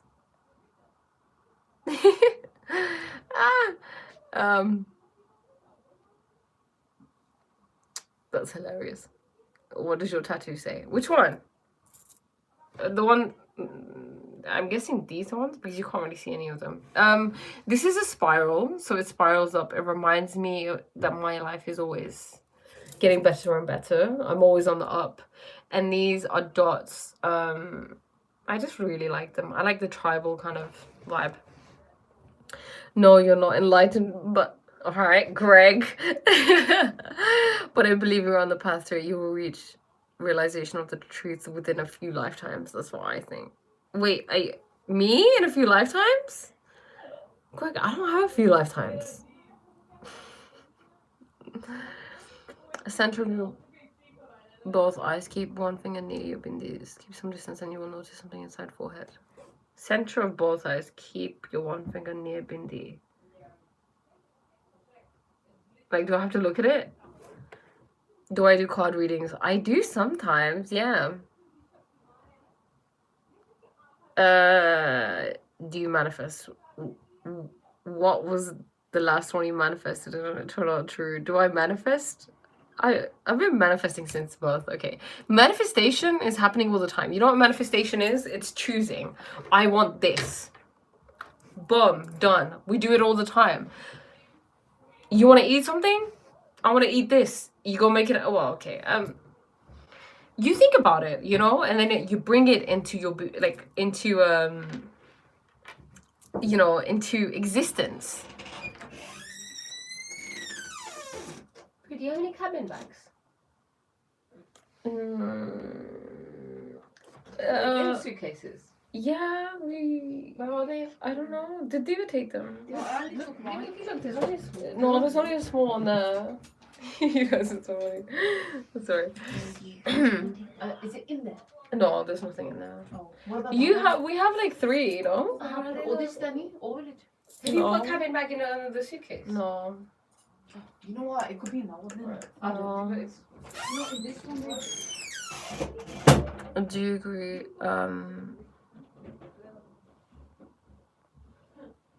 Yeah, so what the last thing I manifested? I can't remember now. But little things are always happening, you know? We're always doing it. You feel okay, you will feel some pressure inside the okay, so I have to stare at it and then I'm gonna feel some pressure. I'll do it later, maybe not on camera. Do you agree with those that say life has a purpose or purpose is something you create for yourself? What is your thoughts? Life is the purpose, you know? Like Greg said, I remember Greg saying once, you know, when someone asked this question, that trying to find a purpose is just the mind. It's the mind trying to find a purpose. Or the ego. But life is the purpose. That's it. Not to build houses, not to get some kitchen work done. Okay, sorry, you'll be enlightened by lunchtime tomorrow. Why not by the time I've had dinner, I expect to be enlightened, okay? No, Greg, but seriously, you know, I think I heard a podcast, I believe it was on the Waking Up app, actually, about, you know, this idea that it's all in the future. Because if I say that I can only be enlightened in a few lifetimes, I've put space between me and that being, that person, right? Whereas if I act and even pretend that I'm enlightened now, I will eventually become enlightened because I'm already embodying the energy of being that thing, right? If you have a desire, you don't want to say, oh, I'll have it eventually. It's, I have it right now. I'm in the timeline where I already am. You know, it's a sense of I already am there. There is no future. There is no past. There are no few lifetimes. There is only now. So is there a lifetime that exists where I'm enlightened right now? Yes.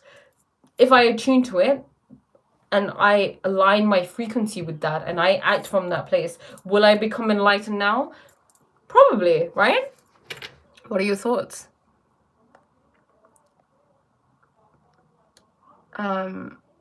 Okay, Serenity. It's okay. It's okay. You have to massage a little humidity, not just to hold it. But have a lovely rest of it. Oh, au revoir. Au revoir.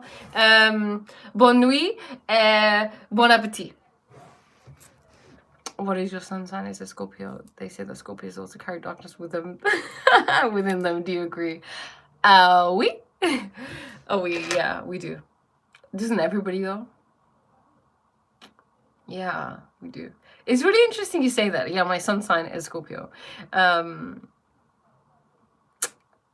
It's interesting because I only realized recently, right? Maybe a few months ago. Like if you look back at my lives, like one of my lives is you know, discussing coming to face with my shadow, because like I said, I'd always known that I was like a Scorpio and that they're associated with darkness, but I could never see that in me because there was such a duality, there was such a polarity. I couldn't see myself in a whole way. And you know, it would be, oh, Priya, I only see the good girl, Priya, I only see the obedient girl who does this, who does that, who does this, who's codependent, who takes care of, who's responsible. I can never see that I have a dark side, that I'm passive aggressive, that I'm angry, that I have a victim mindset, that I'm mean, that I try to manipulate and lie, and you know, and yeah, and coming to face with that was mind-blowing and life-changing, because now I can just own all of that, you know. When we can't accept something, this is why acceptance is so key. This is why I was saying earlier, you know, acceptance makes you, like, it allows you to be whole. A cohesion is allowed, because think about it this way: you already believe that you're separate from God, then there are separations within you, the good and the dark and the light and the holy and the unholy and the pure and the unpure. You're full of separations. How are you ever gonna find God, you know? But yeah, so yeah, definitely darkness.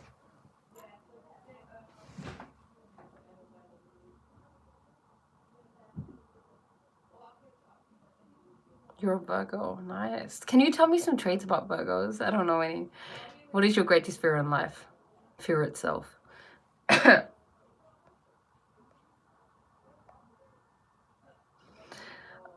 I love what you said. You're right. The perception of time itself is something that needs to be overcome. Buddhism teaches that all beings will eventually become enlightened. I was trying to say I think you're closer to it than the majority of beings. Okay.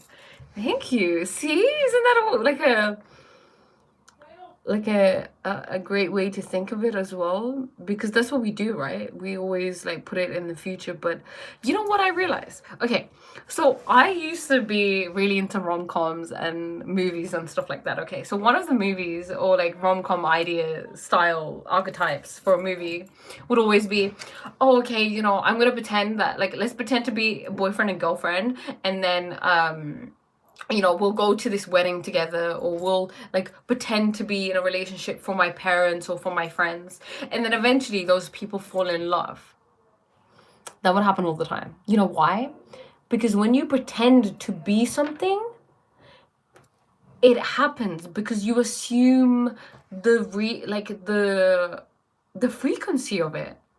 I was watching a movie yesterday. It was an Indian movie, right? And it was talking about, like, it was showing the, you know, the dynamics that exist between mother-in-laws and daughter-in-laws, especially in India, right? It was a Punjabi movie. And then it was showing how, like, the daughter-in-law came and the mother-in-law was really, really mad that she got married into the family because her sister was already married into it and she wasn't getting along with the sister. So her other sister, the family get together without the mom, they get them married, and then it's like, they're married now, you can't do anything. So what does she do? She decides to go to the pharmacy and asks for poison, something that will eventually kill her slowly. She starts giving her daughter-in-law poison, right? Medicine that will eventually kill her, but she starts being nice to her. And eventually, because she's pretending to be nice and her energy field is open to some extent, right? And her daughter-in-law is showing her more and more love, the mother-in-law begins to love her and she doesn't want to poison her anymore, and she changes. So when we pretend to do something, right? When we pretend to be really confident, right? They say fake it till you make it. Why? Because when you fake it, you're pretending and it eventually happens. Does that make sense? So if you want to be confident, pretend to be confident. You want to be rich, pretend you're rich, and just continue until it becomes your reality.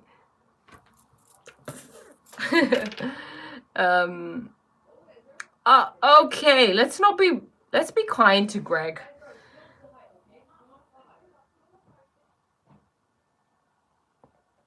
I don't have a religion. No need to be so expressive. Who are you to tell me whether I should be expressive or not, please? Rajiv. Do you also look for number patterns everywhere? I feel like Scorpios are quite good at it. I don't look for them anymore. If I see them, I see them. I don't really look for them. When you become aware of them, you become naturally attuned to seeing them, right?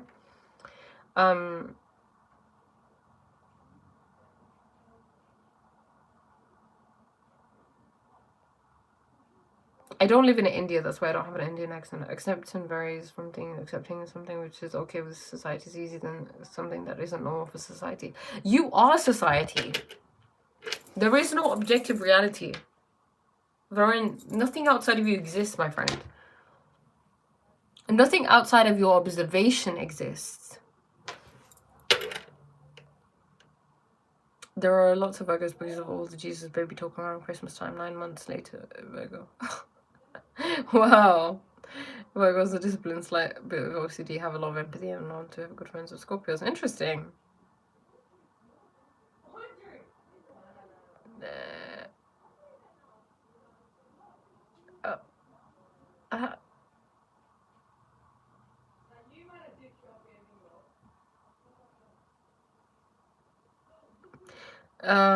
I used to say I was gonna do things, and sometimes I'd already done it, and my school days and would always manifest.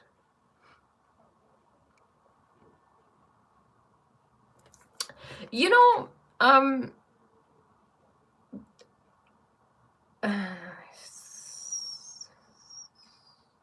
no, okay, right. I think we're all misunderstanding about Greg. As if no.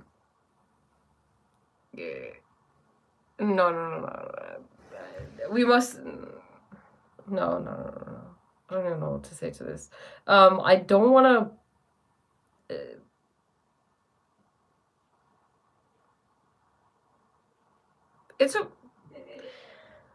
I don't know what to say right now.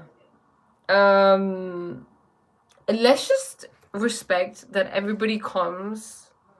Like, everybody has different opinions and different ways of saying things. Sometimes we can misunderstand what someone is saying, right?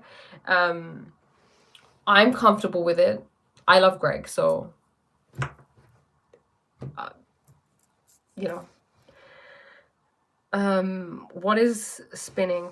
Spinning? For me, spinning is starting from something, then reaching and then returning back to the starting point. That is what spiritual means in a way of my thinking.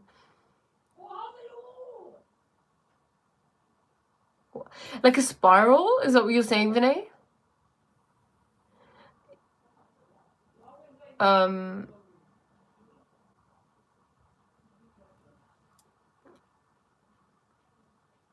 Yeah, see, the thing is, I get it. Sometimes, it happens to everybody, right? You come into a conversation, you hear something, you hear like a sentence or something, and then you quickly make an assumption, and you're like, oh, this is like this is like this, this is like this.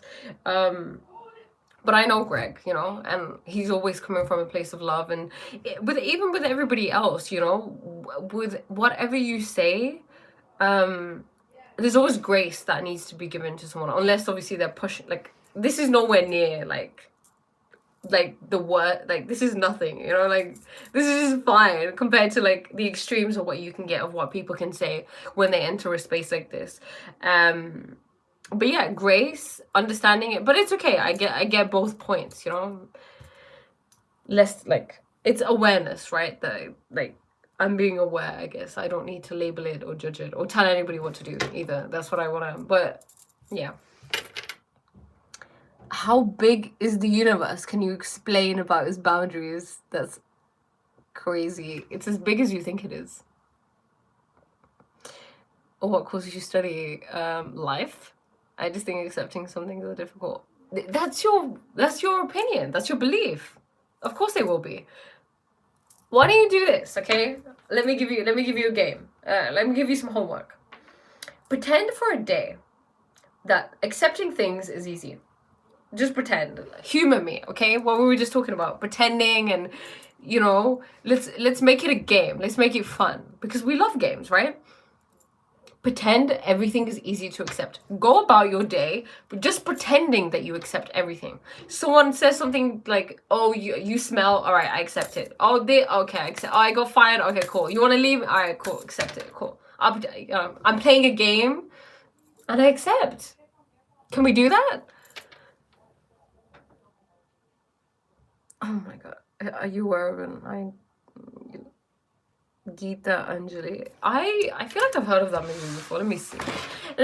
It's so interesting. I don't think like before I started going live, I've never had so many people tell me that I look like so many different people. Does that make sense? I guess I am everybody, you know. Geeta Anjali. 1989 movie. Do I need to wear glasses? Like, why am I looking like this? No, I don't. My eyesight is insanely amazing. What is Geeta Anjali? I think it's all the artificial light. I think I'm getting sensitive. Do I look like her? Oh wow, she's stunning. When she was young, right? I'm kidding. Rude. I'm kidding. Oh, I didn't mean anything by it. She's wonderful. Oh jeez. Okay, it's the brightness of things. Jesus. Jisoo. Okay. Elderly, oh my god, Greg. What are they doing to you? I'm kidding. We start taking knowledge on something, then we find that knowledge and we go back to the end of our knowledge, then we come back to the start. Right, okay, I get it. For example, we start learning car, then we learn, and then we drive, and then once again and come to starting point, then again we think about what we previously learned, and again the same process. It's like, is it like a full circle moment? Is that what people refer to when they say that? I can try, but accepting certain things can harm me, I feel. Like what? Like what? I'm not telling you to accept abuse. No, it's not like that. I'm saying accept the things the way that they are presented in your life.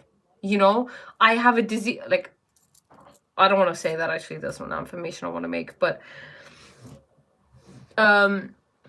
let's say a positive one, but then I don't know how I can make the point because it's something that's very easy to accept. Okay, let's say I am like this could be one. Okay, I am heartbroken and I accept it. I can accept where I am. I'm not fighting it. Does that make sense? I'm Indian, but I've always wanted to be, I don't know, Spanish. Can I accept that I'm Indian finally? You know, like that's what I'm talking about. Those kind of things. This is what highly spiritual people says. You know everything, but you don't know anything. Learn this thing. Exactly. Sudhani neer sudhani. Sudhani. I agree to think positive, but when we think positive all the time, bad incidents are painful. Then before, have you experienced it? Okay, look, I'm not thinking positive. It's not about that. It's about the attitude you have. What are your core beliefs? Like, for example, my core belief is God is wholly benign, okay? God is good. God is kind. Anything that happens, someone breaks up with me, I get into an accident, I get divorced, I get fired, whatever happens, God is good. Then what will happen from that, right? That's a belief that I hold. I'm not like, oh, I have to be positive. No, I accept that I'm in pain right now. This happened, but I accept it, you know. I thank God because I know God loves me. Because this is for a reason. God is good. And then you attract that, right? Does that make sense?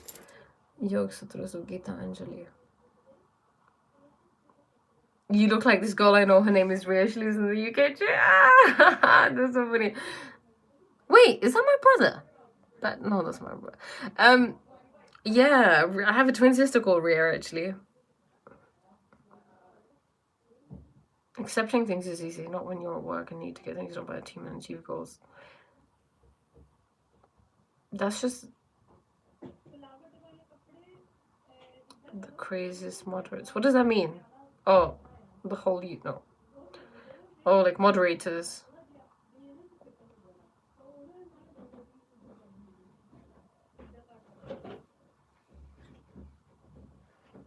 Wait, Serenity had a question about.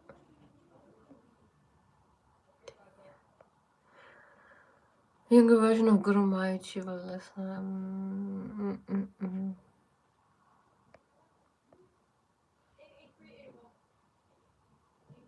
That's very true. How do you quantify being enlightened, you know? Where did he get... I can't see this question. Serenity, serenity, serenity. I feel like this is a song.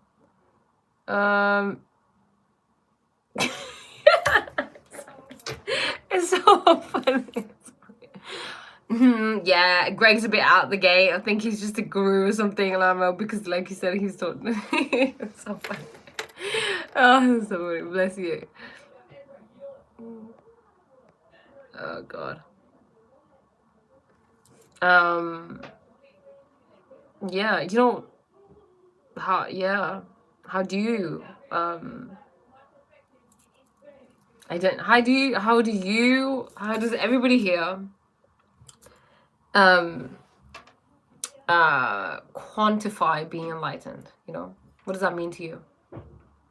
Because I guess you would go somewhere, search up what enlightenment is, and then find it. You know what I believe enlightenment is? I guess if I was asked that question now, living with the remembrance of God and the truth every day of every second. Like, you are in that remembrance. I guess when it becomes your baseline, that's enlightenment, you know, when you're in Sage, right?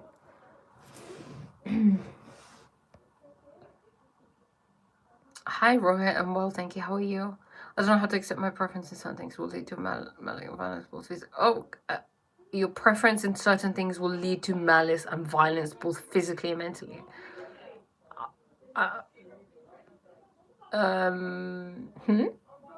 Yeah, what? Would you care to expand? I am married to God. Yes.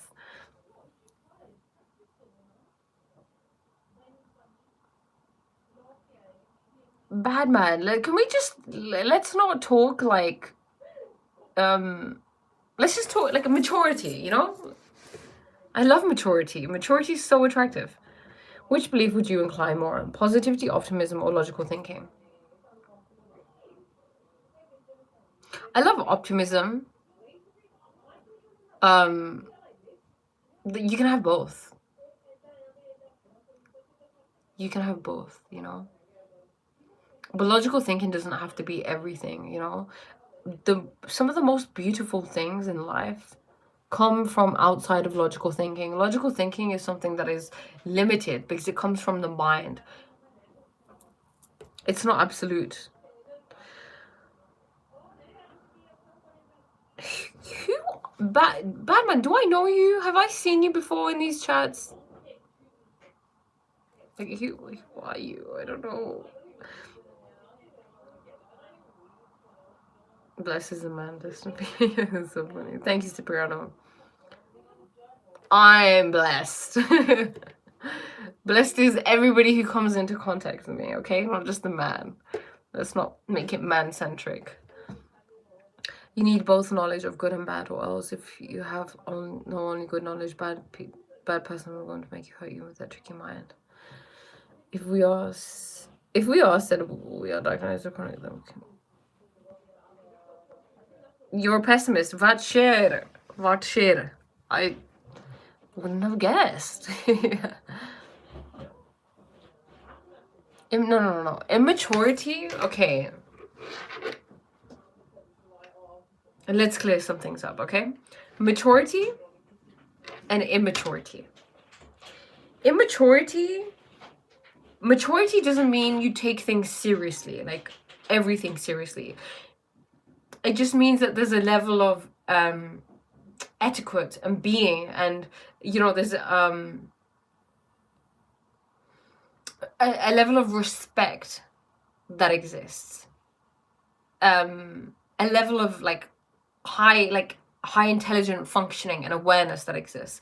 Immaturity is something that is childish. It's not childlike. To be childlike would be to not take things seriously, to have fun, curiosity, creativity, adventure. That's not immaturity. Okay, that's childlikeness. To be childish is to be immature. It's like, no, but you said this, but you're like this, but that is immaturity. You know? So, yeah. Enlightenment feels like it's a third person point of view. If someone is enlightened and they realize they're enlightened, then it's a comparison of their own self with their previous self. Wow. That's mad. That's so true. Okay.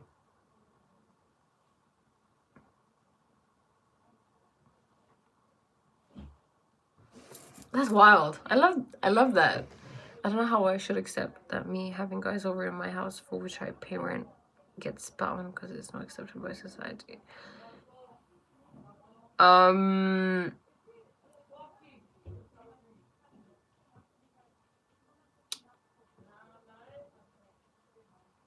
It's okay.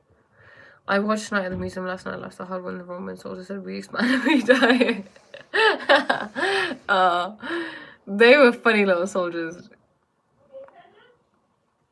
I'm pre-Irani fan, but really? Oh wow, that's you. Okay.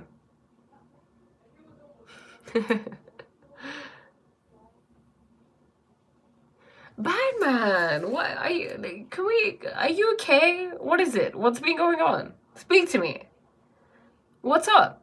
Why are you being so? I mean, I've only got 10% left of my phone, so you know, like, should we explore this? Like, there's clearly some like extreme emotions that you're feeling, and Greg isn't the cause of it. Greg is just, I guess, the person that you're like labeling, you know, you're projecting it onto, but there's something within you that isn't feeling okay, right? So what is it? If you'd like to be, you know, discuss it, we can, you know what they say, dukh baantne mein katta hai aur sukh baantne mein bandha hai, right? So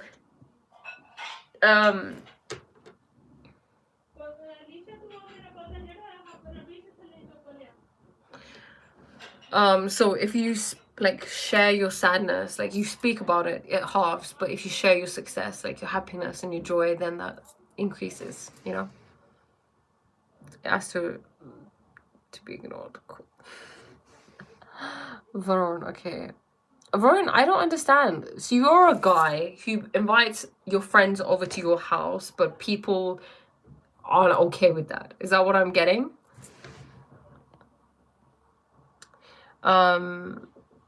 Okay, so I guess this is, I'm godly and you're mad at him, and then now Greg, because maybe you're triggered by Greg, clearly. Okay, cool. Rank and order for who you believes align more towards Sam Harris, Osho Sadhguru, or any of the spiritual person. Interesting question.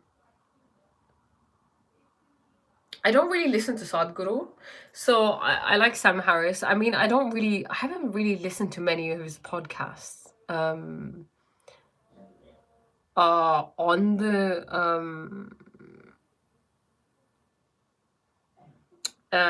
you know, on the app itself, so I haven't really read any of Sam Harris's or like listened to his podcast, but I love his meditations. So if his meditations are anything like what he speaks about, then I guess I love Sam. I do love Osho. For me, it's not really the person, it's the message, you know? Who's Goldie? I don't know who the Goldie guy. Who's that? Oh, I'm godly. Okay, I'm godly. He's not here. Oh, there's no Barney left. But yeah. Yeah, exactly. Yeah, right? You're meant to be my number one fan. Are you listening to me? It's a fair point, Greg. Okay, more about the book that I've been reading. Cool. Okay, the book is really interesting, Greg. I honestly, I had mentioned it on live, and I thought, you probably heard. I don't know, but if I had to recommend one, this is the one. Okay, you know, and also he spoke about how everything starts from a thought, right? Like I had a thought that I wanted to, you know, come on YouTube Live, and I came on YouTube Live, and now I'm having a conversation with everybody, right? And I've learned so much, I've engaged so much, I've connected with people. I'm gonna take this away, I'm gonna remember bits of this conversation. Well, I'm gonna remember everything forever, like my soul is, right? Just loads of things, you know. The partner that you eventually marry, the home that you move into, the career that you choose, everything starts with a thought. And your thoughts have an impact on your body. For example, let's say you have a thought that is sexual in nature, right? So it's sexual in nature, so you get turned on mentally, right? And then what happens physically? You can observe physical changes that occur in your body, right? After you have that thought. So you realize how important thoughts are. So this is why meditation is the most important thing, because it helps you watch your thoughts. If your thoughts can have so much power of your body and your life that they choose what partner you have, what career you have, if you have children, if you don't have children, where you send those children to school, what you say to those children, how you parent those children, you know, and your physical body, whether you feel anxious because you say you feel anxious, whether you feel scared, whether you have a panic attack. It controls so many things. So being able to choose and like be aware of where you give your power away and the stories that you believe is incredibly important.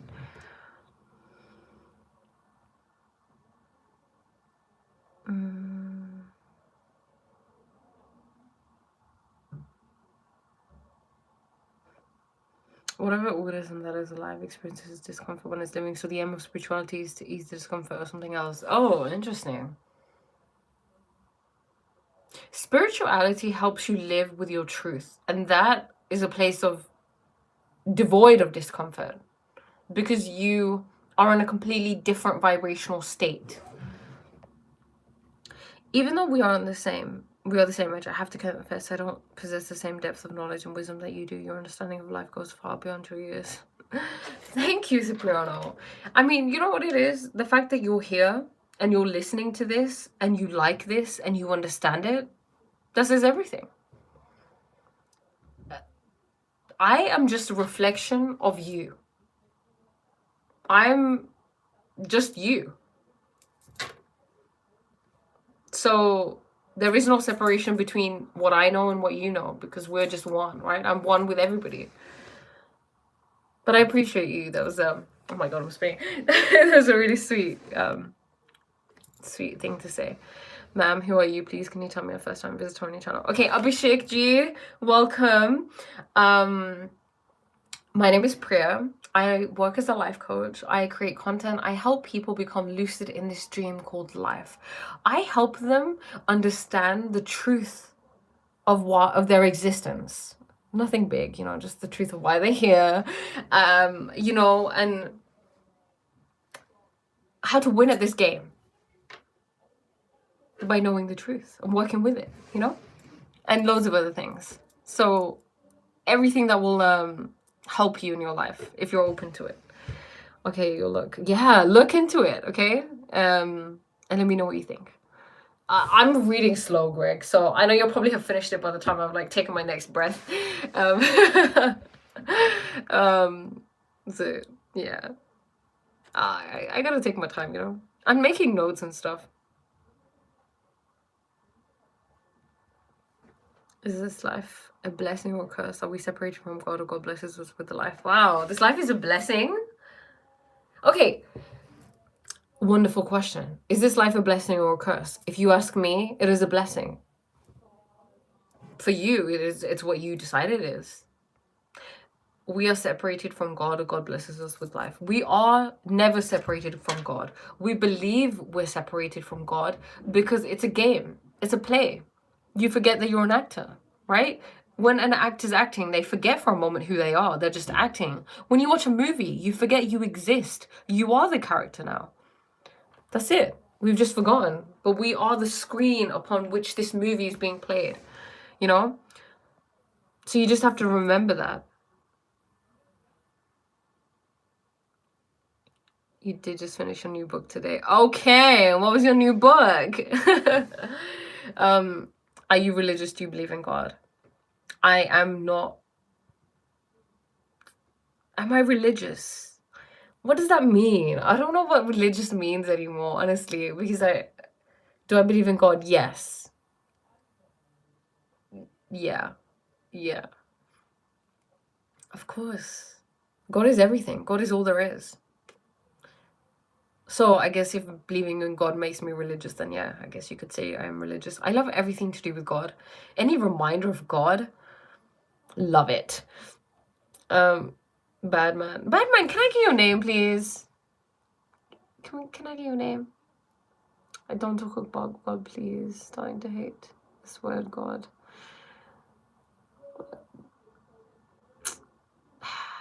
Why? What's up? But when we dance, we're not separated from the art. Oh my god, I love it. Yes!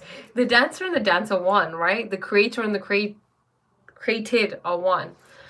The book I've just finished is called stop. Evolve and Thrive. Okay, have I read it? Have I read Evolve and Thrive, 12 Steps to Personal Mastery? I may just have written the book. Thank you for that. I appreciate you. Yeah. How did you find it? Tell me. Tell me.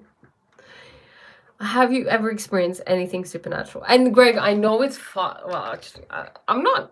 Am I explaining? It's whatever. How is it? Have you ever experienced anything supernatural? Life is supernatural. Yeah, I think so. Yeah. Wait. I mean, if you think like ghosts and stuff, no. What is natural and what is supernatural? I don't even know. Have you ever experienced delusion? Have you, Abhishek? Delusions of grandeur. Oh, is that what I'm having? Should I send you my critique? Yeah, sure. Send it on a good day. It's a good joke. No, I'm kidding. Sure, send it. I look forward to it. Yeah. If you meet a person who's not religious or spiritual as a life coach, what would your approach be? In what sense? Like as a life, or as in like a client who wasn't religious or spiritual? The thing is, like spirituality is so deeply infused in my being that there is no way that I can separate that, you know? That eventually, if you align with me, you would be on that path too. You would be like, wow, I'm moved. Yes. And if you don't align with me, you wouldn't even engage in conversation further than that, you know? It's like that saying, you know, you're like bread or mom, like Marmite or something. I'm like Marmite. You either like me or you don't like me. Like you either get it or you don't get it, you know? So as a life coach, as a client, when they come to me, this is my way of teaching. This is my way of coaching. So if that's something you're far away from, I can't work with you because that's the only way I know how to. I guess you'd have to find someone else, you know?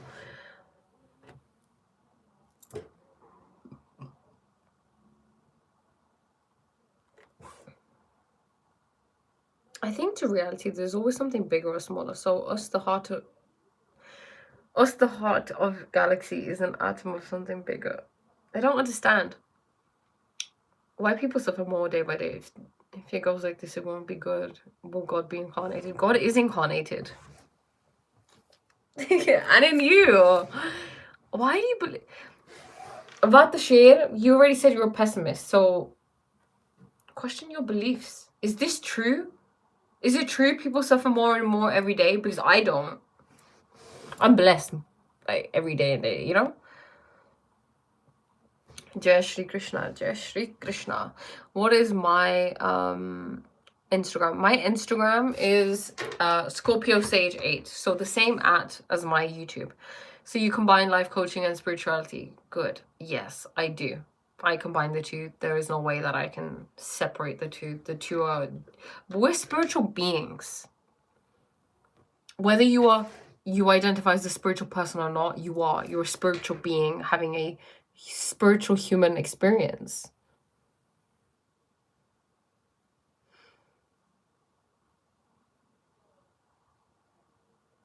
But I think saying something good or motivational doesn't help if someone feels low, but practice like yoga and meditation take you low to high, not talks. That's your belief, Abhishek Ji. That's your experience, right? It's not the objective experience. There is no objective reality. So in your reality, that will always be true. You know, my sister was telling me about the observer effect, right? So people, right, scientists, there's a doctor, Masaturo, a Japanese doctor who did experiment on water, right? Because water retains memories, right? It absorbs information. So he took water, right, and he said certain things to water, and then he made that water into snowflakes. So he said, thank you, I love you, you're wonderful, you're beautiful, you're great, you're desired, you're blessed. And then to other water he said, I hate you, you're disgusting, you're ugly, you're vile. And then he took this water and he made it into snowflakes. The snowflakes had different shapes compared to, like, you know, relative to what had been said to them. Scientists don't accept that as fact, as a theory, right? They don't accept that what you say has an effect on water molecules. You know why? Because you can only observe what you decide to believe. It's confirmation bias, right? So they believed that this wasn't true, that this wouldn't happen. So whenever they did an experiment, they would never ever see that. Does that make sense? They live in a completely different reality. I live in a completely different reality to everybody here, and you all live in a completely different reality to me. Does that make sense? So there is no objective reality. It's what you believe. You're a psychologist. If you want to call me that. I'm having a good life run by God, and God gave me everything money that I want, and not living by myself just because of these people. Some ruin my life that I should not. That I want. I love being by myself just because of this. Some people ruin my life that no one can do anything to you unless you allow them to, unless you call it in. So look back, take responsibility. What did you do to attract this? Thank you, Leonardo. Has no job. The only thing waiting for the live meeting I'm seeing. Okay, bad man, please. Finito, okay? Let's just end it here. I know you're not going through a great time and you're just projecting and you're dumping your negativity onto everybody here. But you know the thing about negativity, what happens? I have negativity, right? It's in my hand. I dump it onto you. Then it comes back to me, bigger. I dump it onto someone else. It comes back bigger. I dump it onto someone else. It comes back bigger. This is only a toxic cycle. So let it be. Let it go. Greg is not the issue